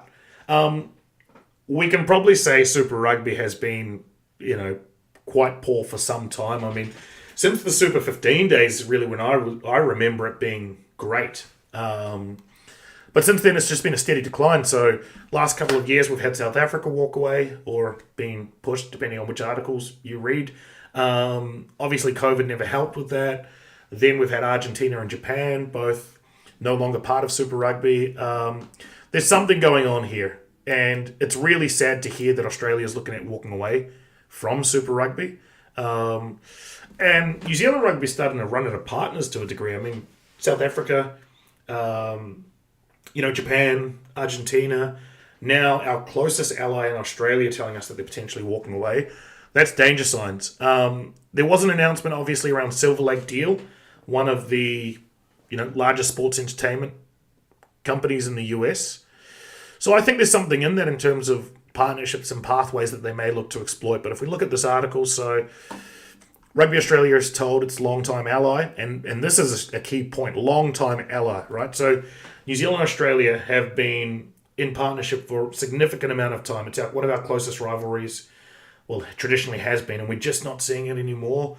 One reason is a lack of success. We know that it's highly competitive. It says here, RA is considering a domestic-only competition to replicate the AFL and NRL. Look, that's probably a positive for the Australian sides. They need to start seeing some success, at least from a viewer standpoint. But Australia is super competitive with all the various codes, right? You've got soccer that's really popular. You've got AFL and NRL, obviously. NRL being, super popular over in Australia. So, look, it's a good move for Australia, but it's really sad that this is what it's come to now. And it's just been a steady decline of Super Rugby to the point now where there's no one left. So that's really an issue. It says here all bets are off from 24 onwards. So, the only way that this reverses is if everyone gets in behind Super Rugby. I think, the onus is really on the fans to turn out. If this is what you want, if you want, Australian rugby to go its own way, then, we just keep doing what we do. If you feel like, you want Australia to stay in Super Rugby, then we need to get in behind them and support them. Or at least show that we support, having Australia there. So, as I mentioned, I think earlier to one of the comments, I'm going to get in and support a bit more of Australian rugby next year, I think. Getting the word out and just sort of solidifying the partnerships is really important. And, just supporting rugby is something I enjoy doing. So I think the Rebels in particular is a team that I'll focus on next year to get more support and more coverage on this channel of them. So, and I encourage everyone else to do the same. I think, just supporting local teams and, proving that Super Rugby is a strong competition with Australia there is really important if you want things to stay the way they are. That's a little rant. Any other comments here? Crusaders crushing the Blues morale. Yeah. Those just before halftime tries and just after halftime tries, they just suck the life out of teams. All the good teams do it. The All Blacks historically have done it. The Crusaders historically have done it. You've just, as I mentioned, the Blues have to claw their way back into this game. So they have to make changes. We have to see Dalton Papali'i get a run. If he doesn't get a run, then I think it's more telling about his injury. If they don't bring him on just after halftime in this situation, it probably says his injury is a bit more significant. He's not as free to play as they're making out, or at least having announced him there on the bench. So I think they need to make an urgent change, as I mentioned before, right now. Bring on Papali'i. Shortly after, bring on Romano. Try and win some of the physical exchanges here and claw your way back into the game. Give space and time for the backs to start to operate. And you've got to get in the fight. So you've really got to start playing territory. You can't expect to just start throwing the ball around and scoring tries in a situation like this. You've got to build your way back into the game. It's a bit of a cliche, but you've got to earn the right to play rugby at the other end. And you do that up front, and they can also do that tactically because they have some great players there at the back. And use a bit more of Pedofeta's kicking game, I'd like to see. I'd like to see more of Pedofeta's kicking game and more of Rogers' running game. I think those are the two most likely areas that the Blues can start to get back into this game, but they have to make changes in the forwards immediately. If they don't do that, kiss this game goodbye. Other comments. So, Ben's happy to see JK eat his hat. JK puts himself out there. I like that about him. He supports his team. He gets super excited. Tries to hype them up. But this is a final, and it's quite telling how they're performing now. But JK's a good sport. I'm sure he won't mind, admitting Crusaders got the better of him here. Up the Rebels, yeah. I like the Rebels. I like the organisation. I did some stuff with them a couple of years ago now when I first started this channel, with their media team. So had interviews with the players and, had an opportunity to continue to cover them a bit more. And I think I'll do that next year. I'll reach out to them and, just see if I can sort of get involved from a media perspective and help to spread the word and get involved in sort of games and help spread some of the coverage on this channel just to help boost the viewership of and coverage of Australian teams. We need a strong Australia. All Blacks fans, it's really important, not just at the national level, but also at the club level. They have to start seeing some success because, we start just playing ourselves and, that's not good for anyone. Just another day at the office for the Crusaders, pretty much. Everyone predicted it would go this way. Everyone said that the Crusaders, their finals experience, that, that's going to be one of the most telling factors, and it's proven to be exactly that. I just think tactically they've played this extremely well, and it's a shame that the Blues just haven't turned up, aren't able to keep the ball for long periods to build momentum, too many errors, losing lineouts, and you've got great kickers there at the back. You've got Pedofeta, who's a great kicker, tactical player, and you've got Bowden Barrett, but they're not playing the territory game. And the danger here is that because you're under so much pressure, you think you have to force it to score points. If they start playing that game over. This is game over. But if they start working their way back in, if they start to get some forward dominance, I think Leon McDonald must make changes right now. If they start to do that, then they can start to wheel their way back into this game. I mean, it's 13 points, 2 tries. So you got to be the next to score, and you have to play territory. You've been out arm wrestled, let's say, but to try and just jump back and score points, it's not going to happen. You have to work your way into this game. So it's all to do. I'd love to see the stats on if anyone has turned over a 13-point deficit in a final. I doubt it. I can almost say for sure the Crusaders have never dropped a game being down 13. Although, if I'm wrong on that one, someone will correct me pretty quickly. But we have to see changes. So let's see. Crusaders have not made any changes. Yep, they have not made any changes. As for the Blues, Dalton Papali'i's on, I said, just after half-time. So got that one correct. Yep, you need your captain on. He's got to bring them back into this game.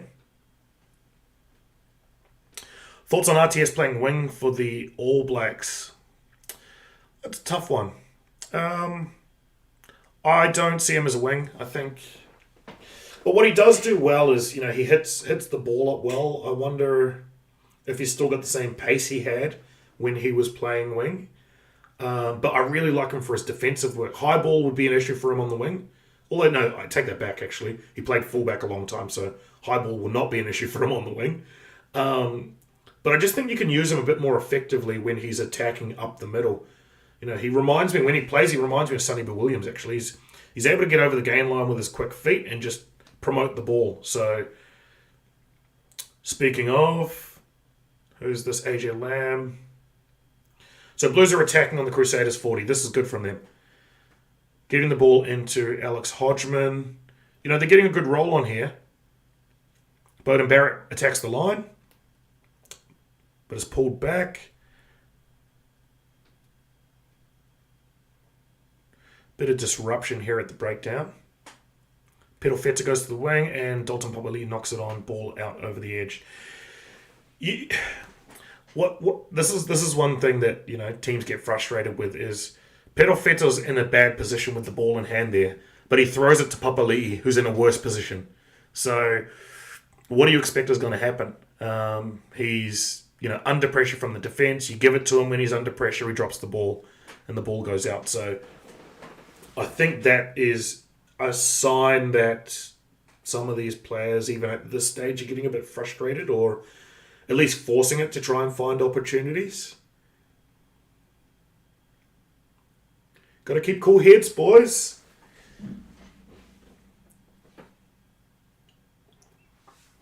You have to keep a cool head here. All right, Crusaders attacking.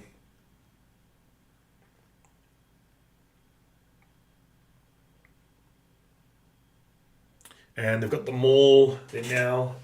All right, so Cody Taylor peels off, gets it out to Fainga'anuku, who was tackled well. Surprised they didn't give that one a knock on. He didn't make contact with the ball on his foot, I thought, there. So, all right, Crusaders attacking from deep, and Havili puts the ball over the back. And Bowden slips over, gets the ball over, keeps the ball into Will Jordan, which is dangerous. And Ioane makes first tackle, that's good. But now the Crusaders are in the Blues territory, so...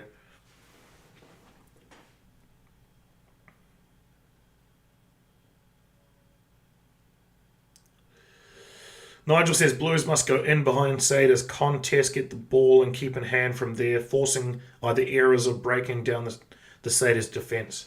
See, it's a contrast to two teams. What the Crusaders are doing are just kicking in behind. They're not too fussed about keeping the ball in hand because they're willing to play territory in these conditions.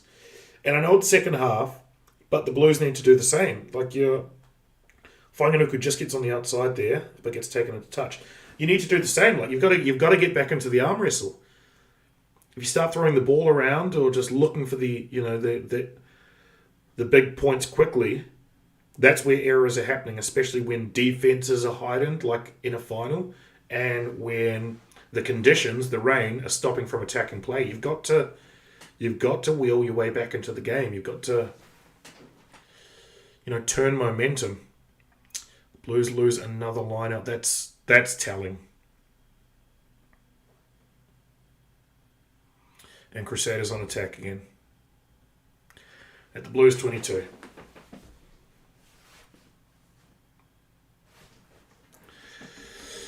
Look, if Crusaders score here, guys, it's going to be very tough to come back. Very, very difficult to come back from here. And the Crusaders got the advantage. They will take the 3 here if they do not get a try. It's another thing the good teams do is they take the points when they're on offer. Ball in behind to David Havili, cleaned up by AJ Lamb. Crusaders penalty. They'll take the 3. Let's check this bet. Where are we at?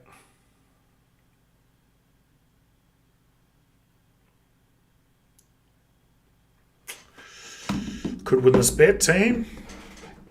I bet on the Crusaders. I actually thought it was a 50-50 game before this, just given the hometown advantage, given the way the Blues have played. But the betting odds were definitely in favour of the Blues, so it just seemed like really good value on the Crusaders. At $2.10 I got them.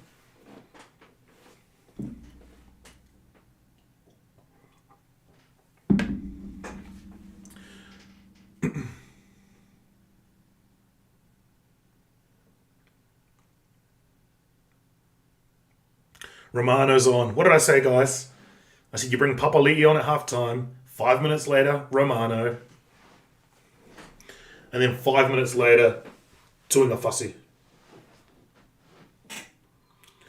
Okay, they're making a change here. Bryce Hemon. Is it? Yeah. I don't know.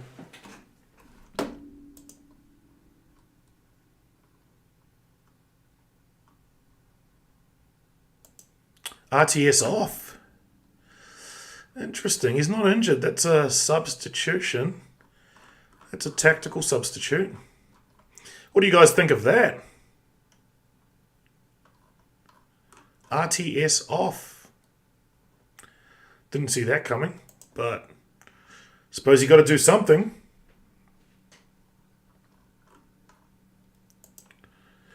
Very surprised about that.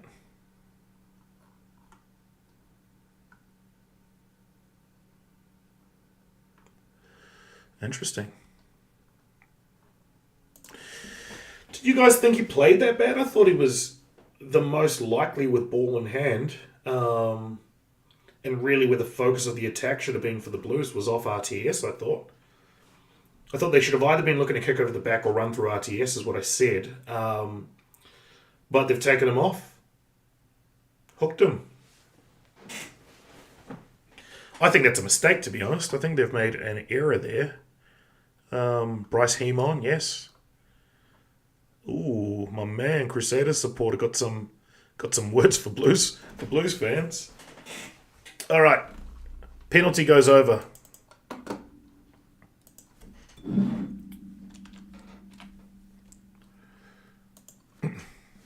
Would Crusaders beat La Rochelle?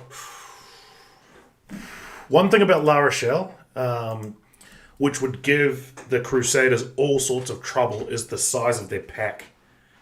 I think that would be very difficult.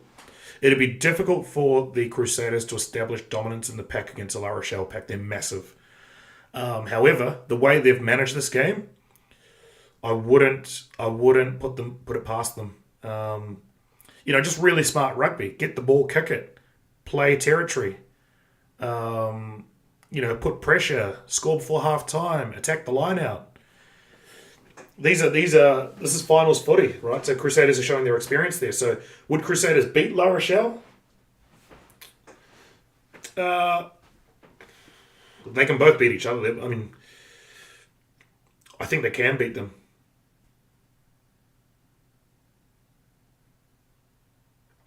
Kicking behind territory again. Look, bounce of the ball. Severis gets the ball. Attacking 5 metres out. Quick flick back. And they've got the penalty. Severis attacking the line. Get over, Sevu. Leon McDonald letting his old club win pretty much. Or Leon McDonald not teaching them how to play finals footy. That's probably the bigger issue.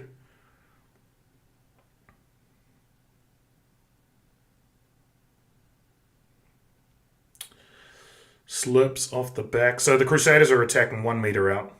They're attacking in close. Scott Barrett's got the ball.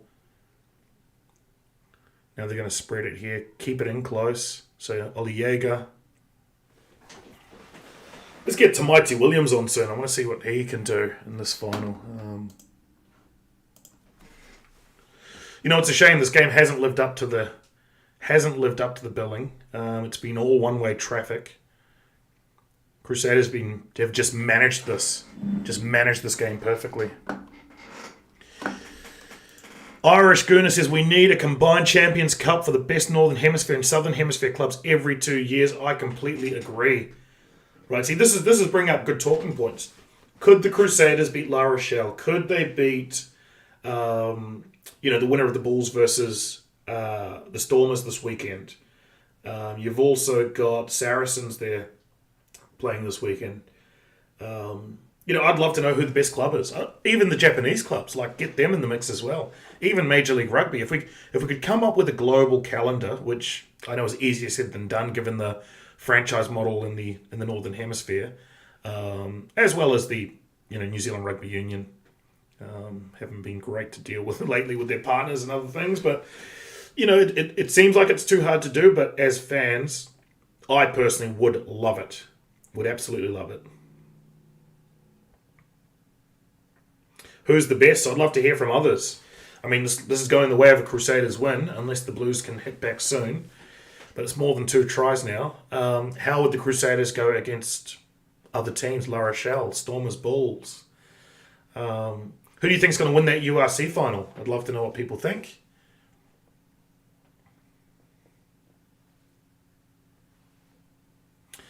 I think the Crusaders would be very hard to beat for any club, though. I could not see.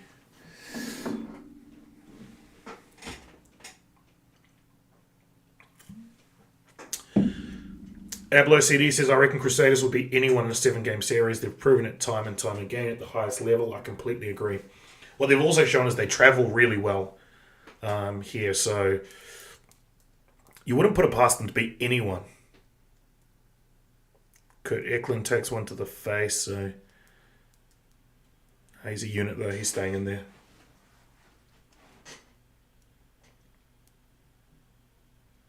In a one-off game though, that game against La Rochelle, I would love to see that game. I feel like Crusaders would win it at home. In Paris, it's a tough one. Look at these stats. Possession, 70% to the Crusaders. Territory, 72%. Time in opposition, 22. Blues, 50 seconds. Crusaders, almost 8 minutes. We covered it at half time, but these are all possession stats. Dominance of possession in territory. That's finals rugby, guys. Cody Taylor gets the ball out to Whainganuku. Blues attacking the breakdown here. Crusaders still have the ball 5 metres out.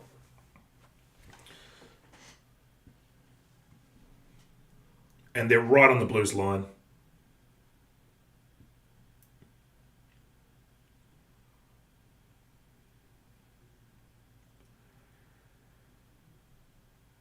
Yep, so Scott Barrett's got it burrowing there. Burrowing, you can't give that try.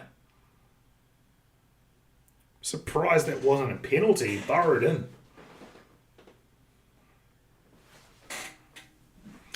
But it's all one-way traffic. It's all dominance from the Crusaders, guys.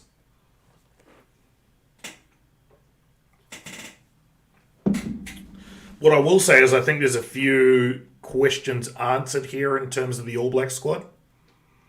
I think Sam Whitelock and Scott Barrett are your starting locks for the All Blacks. What do others think about that? I think on this performance, given the season that they've had, given the combination at club level, I think you start with those two. Whainganuku, I think, may have played his way into a starting All Blacks jersey on the wing. He's got the versatility to cover centre as well. Really surprised they hooked Roger. I actually thought he was the most likely of the Blues to break through. Nigel doesn't think Stormers will win, even against the Bulls. I think you're probably favourites going into that game, I would think. Nigel? Yeah, South Africans that I know are predominantly Bulls supporters, so I've been hearing it from them. They all think the Bulls should win that, but I would say the Stormers are probably the better team going into that game.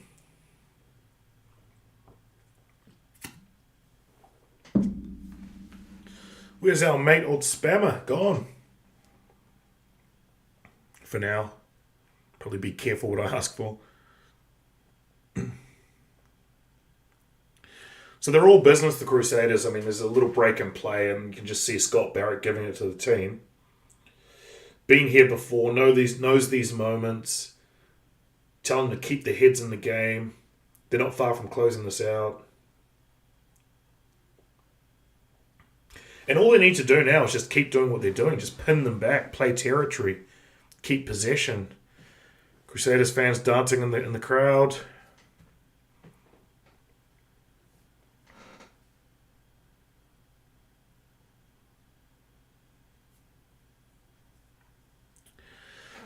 What are some other telling factors here for the All Blacks? All right, let's answer a question. I want to hear what you guys have to think. Mo'unga or Barrett, who starts on this performance? Mo'unga completely outplayed Barrett. So is that how you guys are seeing this? Is it enough to say that Mo'unga deserves the start for the All Blacks? What do you guys think about that?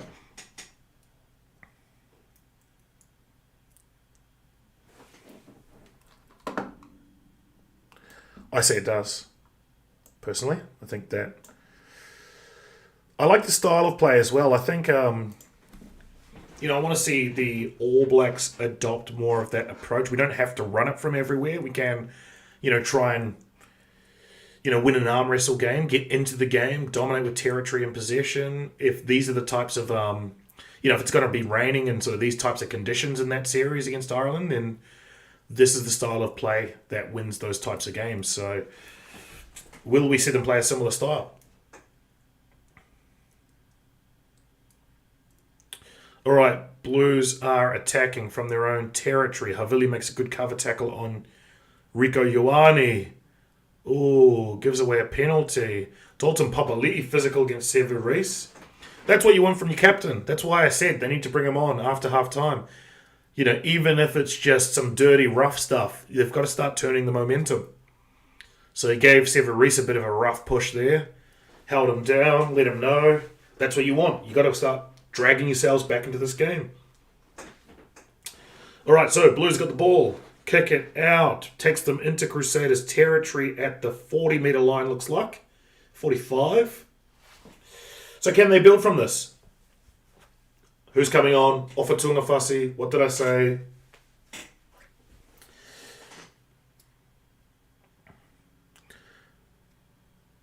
He's getting the lowdown from Nepo Laulala, who's saying, just go hard. Yeah, I thought that's exactly how the rotations would play out, is that Papali'i would come in straight after half-time, which he did. That Romana comes in 5 metres later, which he did. And then shortly after that, sort of 10 metres, 12 minutes, 10 minutes, that Tu'ungafasi would come in. And they look a different team now already. They're playing with a lot more pace until who dropped that ball? AJ Lamb. AJ Lamb drops one. Scrappy ball. Sevu Reece gets absolutely smashed. Yeah, it's getting physical out there. Sevu Reece got smashed.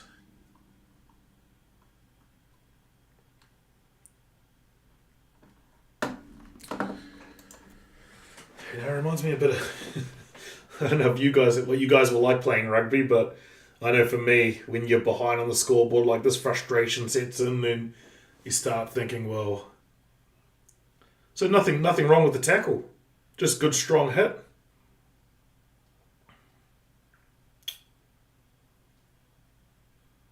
Just a good hard hit. Can't give that a penalty. Let's not be silly. So they're giving it the knock on. That's the right call. Bowden Barrett got the ball again. They've got to keep the ball in hand here. I mean, AJ Lamb just isn't doing it right now. Do they look at pulling him? Bring on Zahn Sullivan? Got to do something, boys. Got to do something. Over the back, the line out. Blues have got the ball. Was it a knock on? Yeah, knock on. Crusaders ball.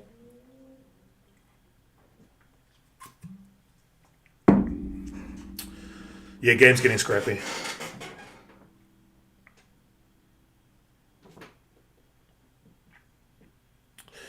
If I was the Blues, I would probably pull AJ Lamb off and bring on Zahn Sullivan. Keeps dropping the ball. AJ Lamb, I mean, they're not putting him in great positions, but he has resulted in a few turnovers.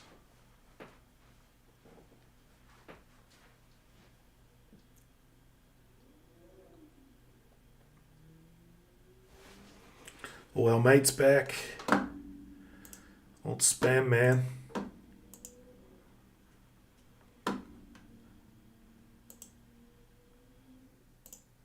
I enjoyed not having the spammers there for a while.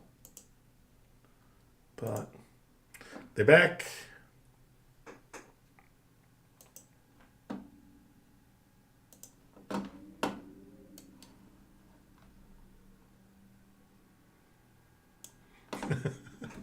Old spammer. And whoever said that means that it's my online history is resulting in these spammers. That's not true. Don't tell the priest.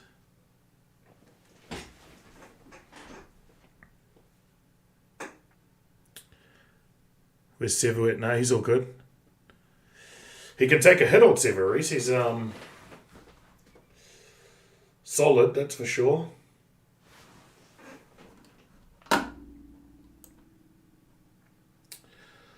All right, where we at? So, Crusaders attacking. Good scrum from the Blues. Very dominant scrum there. That's something they can really build on here. All right, Bowden Barrett comes out. Kicks it downfield. Not the best kick. Is it a bad kick or is Will Jordan just really good positional play? Probably a bit of both. AJ Lamb with a dud kick. Is everyone onside? Okay. He kicked it like 15 metres, but it must have come off a Crusader because all the players in front were put onside. And one of them picked the ball up and ran. So Blues hot on attack here, right into Crusaders territory. Offa's got the ball, hitting it up hard. Inside ball from Barrett. Got to secure the ball, bro. Got to secure the ball.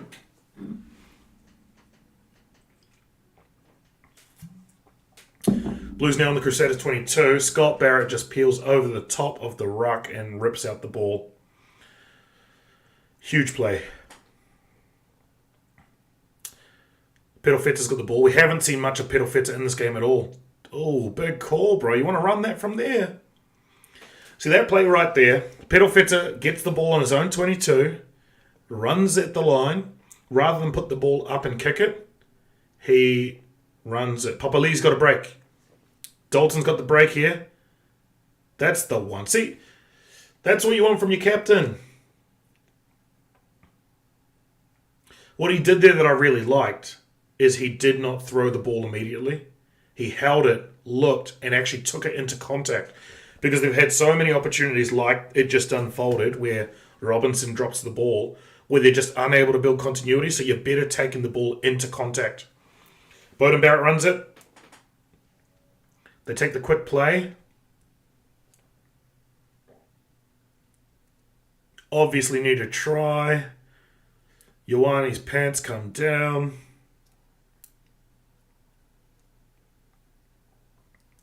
Got to keep recycling. What the Blues have done well here. Oh, turnover ball. Just scrappy. Just scrappy. But what they have got an advantage now is they are starting to win the tussle in the forwards. So those changes that they made by bringing on Dalton, by bringing on Romano, by bringing on... Those changes have resulted in, a much better platform for them. So they've got something they can build off here. They've just got to start... the continuity of the ball and hands a real issue. But they've got something they can build on here.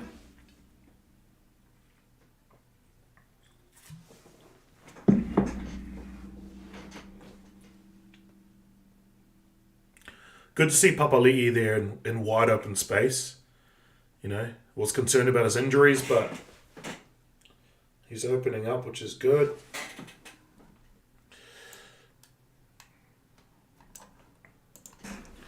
What do you guys reckon? Blues score from here. Are there still a chance? Are they out of this game? Is it game over? See, if I'm Razor now at this point as well, you've got to start thinking about wrestling back that momentum. They're able to slow things down, and he's made changes. So it looks like Bauer has come off. Cody Taylor's come off. Brent Hall's come off.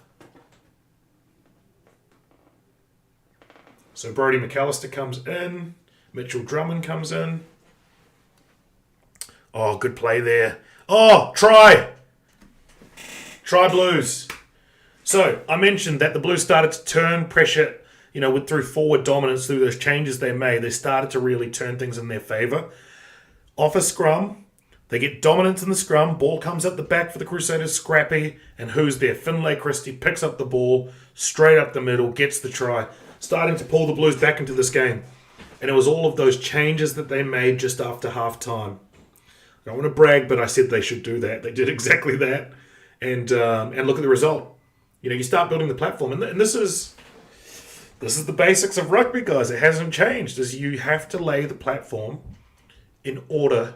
You have to win the right to score points. And it's an old saying, but the team that goes forward usually wins. That's rugby. 16-7. Let's update the scoreboard finally. Pedofeta gets the conversion, and scoreboard's updated. Good to see, Blues.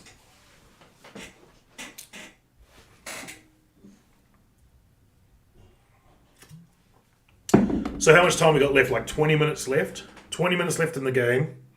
It's 16-7.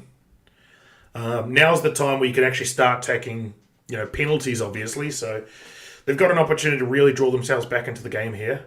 Crusaders kick it off. Goes to 22. Pedofeta gets it up for Bryce Heem. Blues secure the ball. Still in their own territory. Using their forwards to muscle up the middle.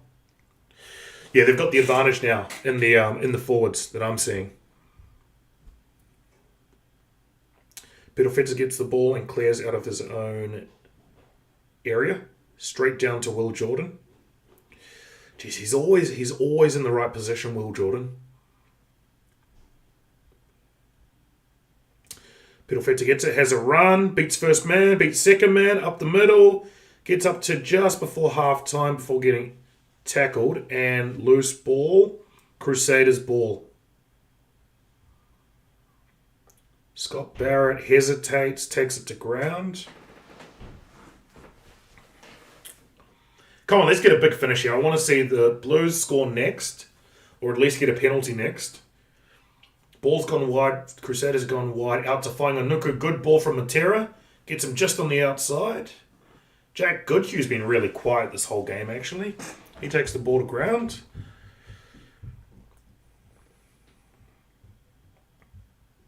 So Crusaders still on attack on their own 40-metre line. Tamaiti Williams is in.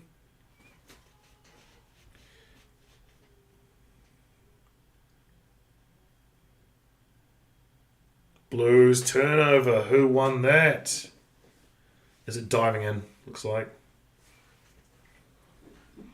Blues get the penalty. So from this now, they've got the penalty.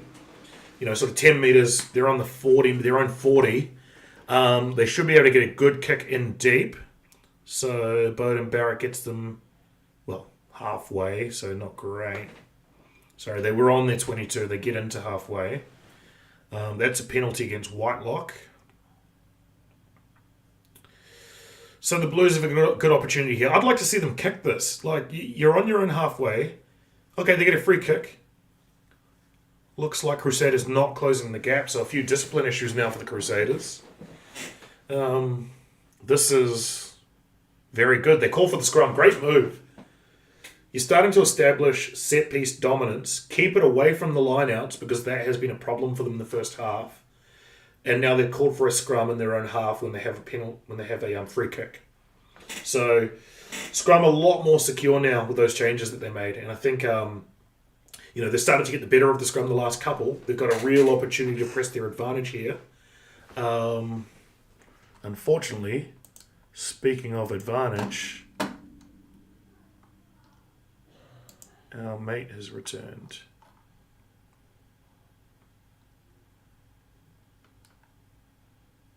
Oh no, it's all good. So Scrappy scrum. Going sideways, still ball with Blues. I want to see them bury. If I was on this one, Papa Lee should be all over them saying this is the one where we just bury them into the ground. You got to establish some dominance here, guys, if you want to draw back into this game. Got to. I'll be slapping these props saying, this is the one right now. This is it.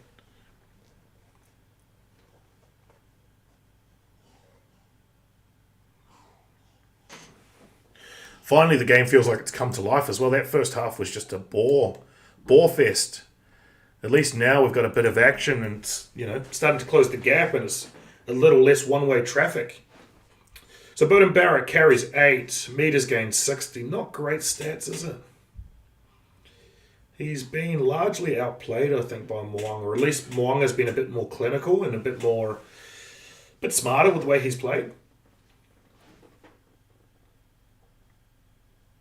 Whereas Beauden Barrett just hasn't been able to manage his team into good positions.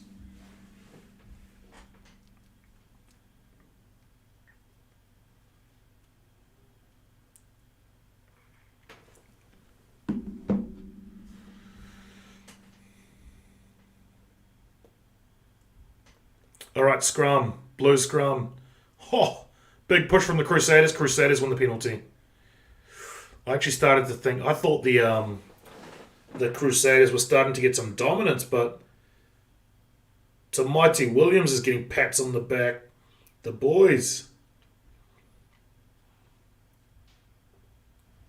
Look, I'm a big fan of Ufatunga Fasi. What he did last week, amazing there. Obviously with the charge down. He's been a mainstay of the All Blacks a while, but he does get caught out a few times in the scrum. And against world-class scrummagers like the Irish, you've got to have a strong foundation. You just got absolutely shunted there.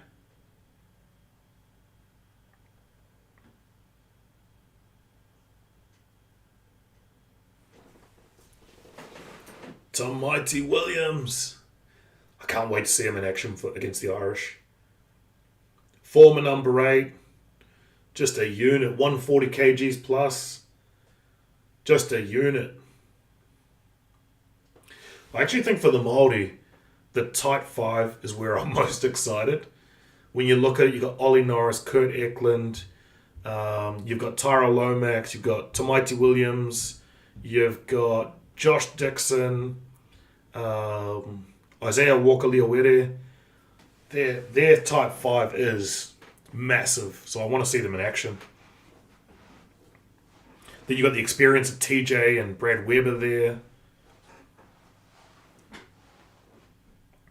It's building up it's very exciting how this is building up for that series.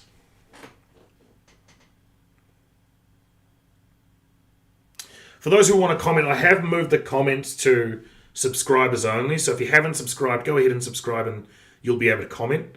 I've done that because of, if you look at the chat history, there's all these spams. It's super annoying. But that's the reason why. Alright, so Moanga missed the kick. Fell short, didn't have the yardage. Which I think the conditions obviously playing a part there. But the Crusaders still on attack. 3-game series, ABs play the Māori.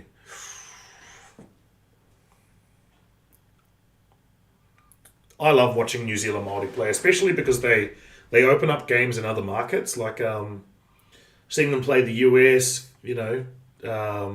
Canada, Chile. Like, it's actually really exciting to see, not just the Māori, but the All Blacks brand playing in different areas and different teams. And then you've got the classic All Blacks as well. That game against Spain that's fun, man. You get to see some of these old, some of the big names that we used to, that we've seen in the past playing well. Rokothoka was amazing. Looked super fit. Could probably play, still play now. I think he finished not long ago playing. So, but these teams are opening up opportunities for rugby, especially New Zealand rugby brand in different markets, and that's really exciting. It's and they got packed stadiums. So New Zealand Māori typically get, when they played in Canada, packed out stadiums, 40,000. Spain versus the classic All Blacks, able to bring in 40, 50,000. It just opens up real good opportunities in other markets. That's what I quite like about these teams. So, a game against the All Blacks, I don't know. Not really for me. But I do like the idea of having teams that can compete in other areas and in other markets, as I say. All right, David Havili's coming off. Looks like Leicester is also coming off. So Enor and Bridge will make their way on. Two names that are largely forgotten, unfortunately, sort of on the outer in New Zealand rugby. George Bridge is he's going to be the next person I expect will go overseas. I mean, you've got these young guys coming through. A number of players now got the advantage over him. I don't think we'll see him back in black, unfortunately.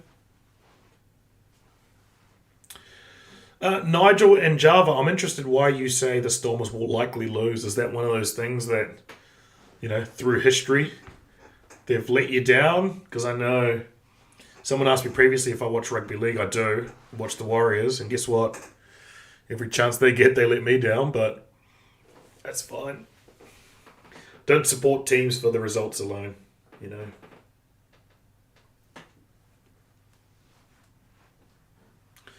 Crusaders scrum dominating here. Ball comes out, kicked ahead by Christie. It's now deep into Crusaders territory. Moong is the first one back.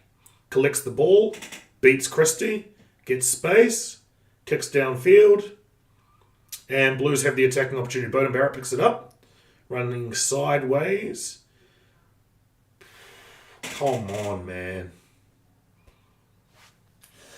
I don't know. I'm really not liking what I'm seeing from the Blues. I mean, Bowden Barrett gets a break. He's looking for a man. And who does he find? Replacement hooker. It's like, no disrespect, but, you need a good functioning backline to be ready in situations like that to attack. Knock on Barrett. Crusaders now have the ball, and Will Jordan's got the ball. Gets out to Severis, passes back in. Enor gets close to the touchline but keeps it in. Severis is able to... Okay, penalty Blues. Look, Blues down by 9. Need to get back into this game. Some points and then it's game on.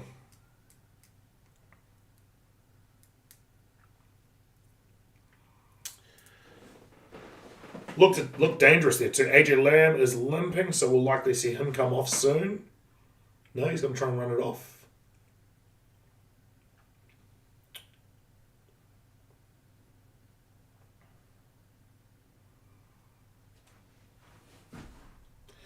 What do you guys think about this game in terms of All Black selections? I feel like a few questions have now been answered, which I'll cover at the end, but I feel like some players have done themselves out of selection potentially.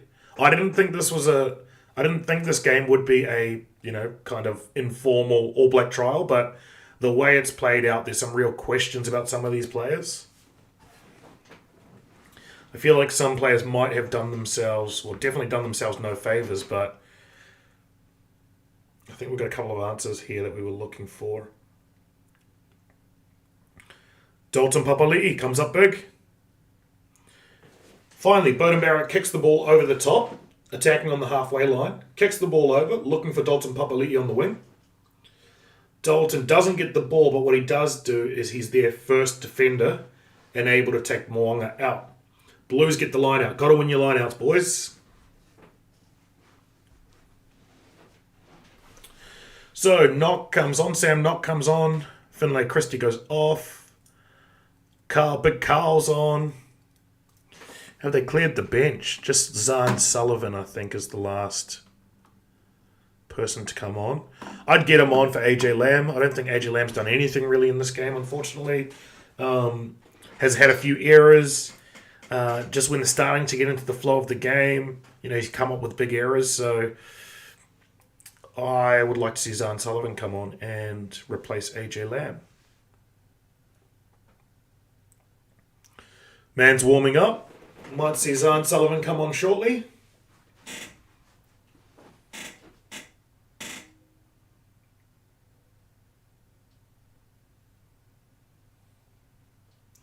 Yeah, panning through the crowd, so obviously the Crusaders fans are happy.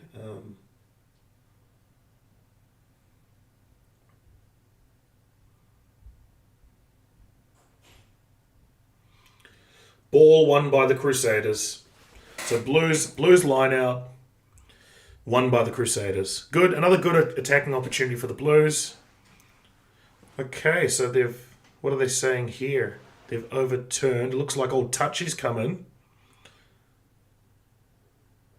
What's wrong with that? Touch judge call, Blues ball. Looks like a hometown advantage call to me there. So they'll get another one.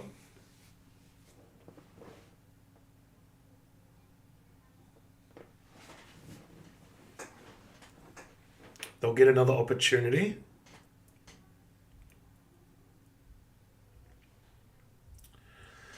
It's been a stop-start game. That first half, especially the first 30 minutes, was just there was too much involvement from the touchies. There was a couple of TMO slowdowns. There were errors. It was just not a great game to watch.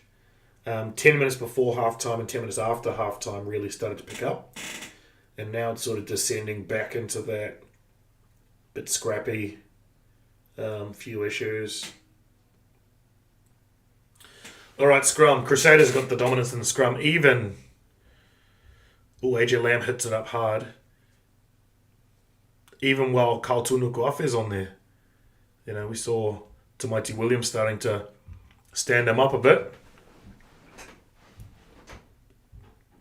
Blues are hot on attack, though. Inside the 22 now. Man, they're all over in the breakdown. And Tom Christie, huge turnover.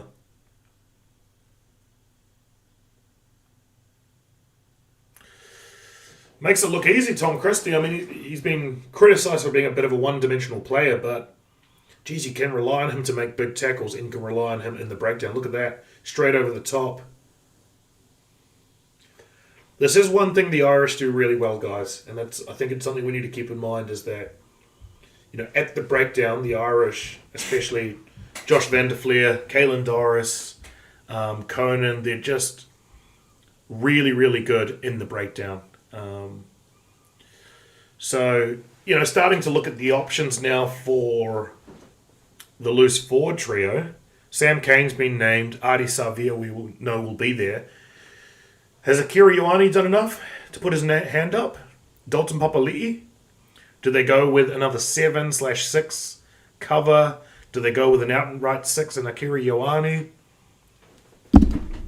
The way things are going, sorry about that, guys, I'm leaning towards Dalton here.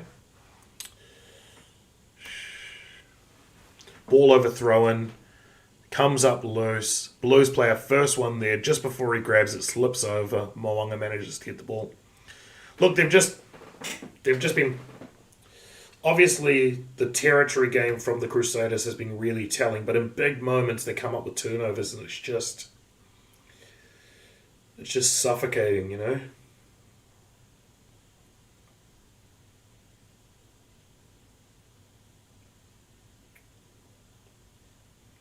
Blues have got the ball. Looks like they're 15 metres out from halfway.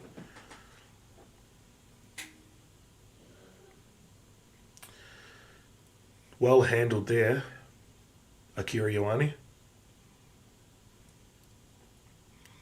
And Crusaders attacking the breakdown, win the turnover. Matera's got the ball and kicks it through. Severis, not the first one there, gets the ball and scores the try. Severis try. Crusaders 21. Blues. That was a Pablo Matera kick through, but it's more of the same. I mean, they've had a clear strategy just to kick the ball in behind. They managed to get Severis into space there. The kick was good as well. You know, it was weighted just so it came up near the touchline, enough room for Severis to attack it. Well weighted.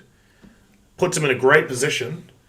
Severis was not the first one to the ball. A Blues player was, but he overran it. Ball is loose. Severis picks it up. So look at this. Actually, I'll change my mind there. It wasn't well weighted. It could have been a little bit harder, but great result.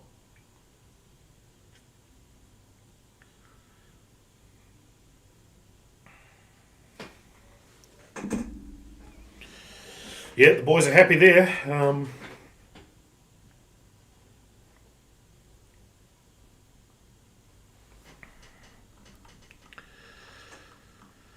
So obviously, the Crusaders are not losing this game from here.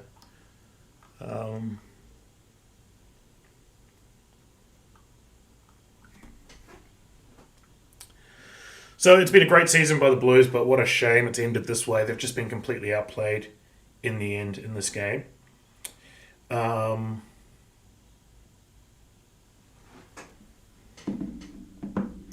as I say, it's a shame, but it's finals footy, right? It's this is the final of Super Rugby, so you've got to play finals footy, especially in these conditions. So Moanga misses the kick. It remains 21-7. They're showing the trophy now. You can put your name down on that one. That's Crusaders. Exactly right, Adam. The Blues are not playing smart rugby. They're playing really basic rugby. I mean, all the Crusaders have done is pretty much anytime they get the ball, they kick it in behind.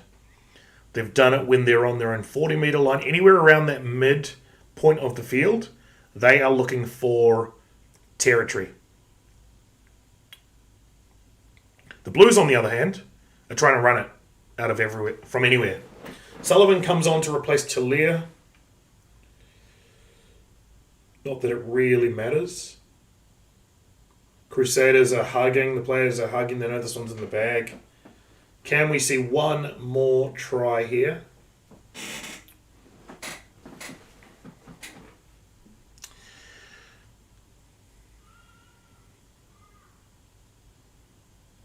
Yeah, so clinical performance here from the Crusaders. I think a few potential All Blacks have done themselves a real disservice in this game, and I think there's a few answers now in terms of selections for the All Blacks, so I'll cover it off, but massive talking points. Tactical play has been huge for the Crusaders. I was, in the beginning, I actually thought that the Blues had, with the combination of Pedalfetzer and Barrett, had a bit of an advantage there in being able to manage the game, especially if they are to use the kicks in these conditions. However, it's very clear that there was just a real lack of continuity in the backline. It was actually the Crusaders who better managed this game. Havili kicking the ball through. You had Will Jordan, obviously, there, kicking the ball through. Moanga was great tactically with the boot. That's smart rugby. So they've won all the possession stats. They've won all the territory stats. And as a result, they're winning this game, It's basic rugby. On the other side, I was looking at the tactical play of the Blues thinking, why are they not getting into this game? And if you watch it back, anytime they kick the ball, Will Jordan is in position. And I was just sort of thinking to myself just then, is that because the kicks were terrible? Or is it because positionally Will Jordan is very good? And I think it's a bit of both, but I think Will Jordan puts himself in great positions, really, really good positions. All right, the Crusaders here attacking the ball. Blues have still got it. Bowden Barrett looking for... Look, they're just looking to finish this game on a high if they can.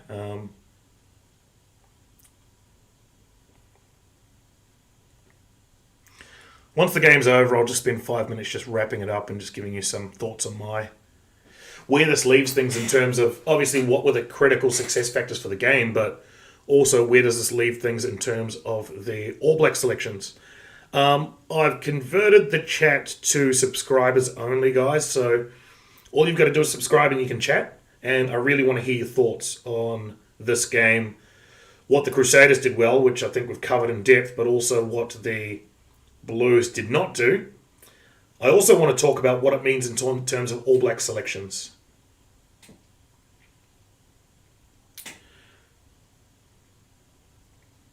Colin Gibson, I'm an Ireland fan, and the key to stopping Ireland is slowing their ruck speed down.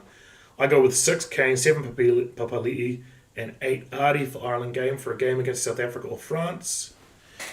100% correct. Big hit there to finish the game off. Crusaders take another title. Okay, guys, give me 1 second. Let's wrap this all up.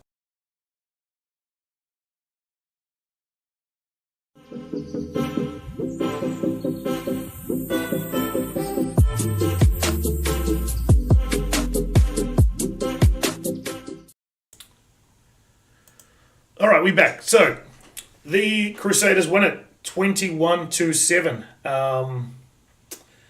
against the Blues, and it's clear how they won this game. They played territory, they obviously had the ball in hand more. When we look at a lot of the stats, a lot of them are possession-based stats, or at least stats that favour you when you have high possession. So, perfect. It's a perfect way of playing a final is, strangling teams by keeping them and forcing them to play from their own territory. Let's jump over. I want to take a look at the stats now, guys, because I think it's going to be quite telling in terms of why. So, Crusaders scored 2 tries, not 1. So I'm not sure why that hasn't been updated. But look at meters carried, double the Blues. Number of carries, close to double. Defenders beaten. These are all possession stats, as I mentioned earlier. So they've had the weight of possession, they've had the weight of territory, and it's resulted in lopsided attacking stats. Conversely, if we go down, lopsided defensive stats for exactly the opposite reason. Really important. Kicks in play. So look at that advantage. So almost any time the Crusaders got the ball, what did they do? They put it in behind, and they looked to try and get the advantage there by pinning the Blues back in their own territory. They did it very, very well. So lopsided kicking stats is more a reflection of the strategy that they implemented. Anything else here? Don't care about the kicking stats. The breakdown. So rucks 1. I mean, the way this is playing out, it's sort of reinforcing the possession stats. A lot more rucks where they've taken the ball into the ruck, therefore resulting in a higher number or percentage of ruck wins. Set plays, the line-out. The line-out's going to be the biggest talking point. So 2 players who really stood up in the line-out. Cullen Grace resulted in a number of steals. And then obviously you've got the old heads of Whitelock and Barrett. I mentioned before players that have probably played their way into the starting lineup for the All Blacks. That's your starting lock and combination, guys. Sam Whitelock and Scott Barrett. Both experienced, solid in the lineouts, and the combination at club level as well. I actually think that we're going to see a lot more settled club-based combinations feature in the selections for the All Blacks. What else? Discipline, nothing really to tell from there. And here's the possession stats. 63%. When we went back through all of those attacking stats, obviously it was, 2-1 in terms of the outcome. We're seeing the same here for possession. So that's why I mentioned that all of those attacking stats are actually possession stats. Now, I want to have a look at the lineups before we close down, because I want to talk a little bit about who played their way into a starting All Blacks position and who probably played their way out of the starting All Blacks position. How do we want to do this? We'll save the backs for last because a lot to talk about there. So, in the forwards, George Bower, I actually thought the Crusaders in the first half, obviously platform, line-out, scrum, dominant there. Cody Taylor will be there, we know that. Nepolala will be there, George Bower will be there. Unsure who gets the starting nod, but these are players that will feature certainly for the All Blacks. I do believe that the locking partnership of Scott Barrett and Sam Whitelock will be starting for the All Blacks now, particularly on that performance and just the general performance throughout the year. Pablo Matera was amazing. He's had a great season, played really, really well in this. Plays a lot more like an outright 6, which we don't have a lot of in New Zealand. And it just shows when you have that combination of skill, speed, and size and strength, it's a real asset. The closest to Pablo that we have as an outright 6 with those types of skills is Akira Ioane. So is Akira going to get a start in the All Blacks? This is the big question. Or do they elect for 3 7s? I think on these performances, reflecting on Super Rugby, I actually think they look at 3 7s. I think Colin mentioned it. You want to disrupt the ball, so the breakdown. So having mobility in and around the track is great, but they need to balance that with physicality. Hard to say, but it's either Ioane or Papali'i that will start. Unfortunately, they've already named Sam Cane, as a lot of people are unhappy with, myself included, as the captain, so we know he's going to be there. Who else? Let's go to the backs. So, the battle between Beauden Barrett and Richie Mo'unga, you give that to Mo'unga. Just smarter, just played smarter, kicked the ball in behind, had a clear strategy, was able to find space with the kicks, pen the Blues back. Bowden Barrett, on the other hand, I don't know if it's a lack of game management, if he didn't, really inject himself, into sort of the leadership group to really force them to get the ball out and play smarter. But one way or another, you have to say Richie Mo'unga won the tussle there, and I think gets the start for the All Blacks. What do you guys think? Do you think Richie Mo'unga is now the starting All Black 10? I think the answer is yes. Look in the back line. Lester Fainga'anuku had a great game. They've talked about wanting to win the game line and wanting to improve physicality, and he definitely does that. So I actually think he's played himself into a starting All Black spot. On the wing, number 11. We've had great number 11s, big, powerful wingers. He's the latest. I'm going to call it now. He starts for the All Blacks in the first test against Ireland on that performance. Tuivasa-Sheck hooked at the 45-minute mark. I thought it was really unlucky. I thought generally they were, it was a real lack of continuity.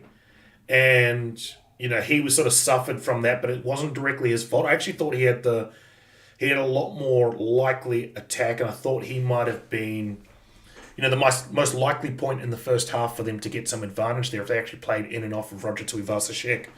And then the other person who I thought didn't see enough of was Perofeta as well. So I don't think he forms that spot off the bench. I think what we're probably going to see is we're probably going to see Fainga'anuku and Will Jordan on the wings, and we're going to see Geordie Barrett at the back. I do think Rico gets the start at 13. Jack Goodhue didn't do much at all in that game.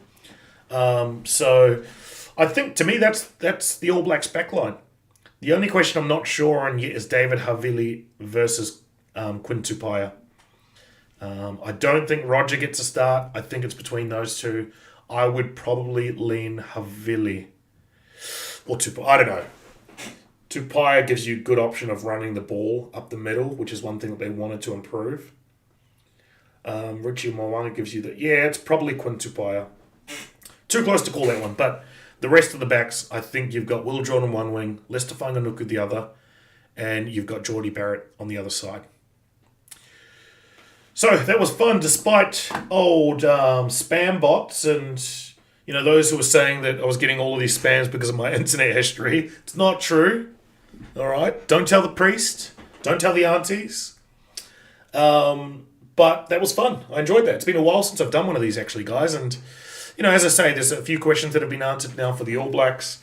And I'm going to do more of these. I'm going to do them for every single game in the upcoming series. So there's 5 games, obviously, as everyone knows. I'll be doing one of these watch-alongs during each of those games. So make sure you join me for that, guys. Really enjoyed this format.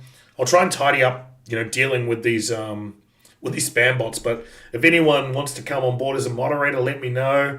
My email's down there below as well. But you can comment on any of the videos or just hit me up directly on email. I tend to check it quite regularly. So that was fun, guys. Really enjoyed it. Next stop, first match, 29th of June. Māori All Blacks versus Ireland. Can't wait for that. See you guys soon.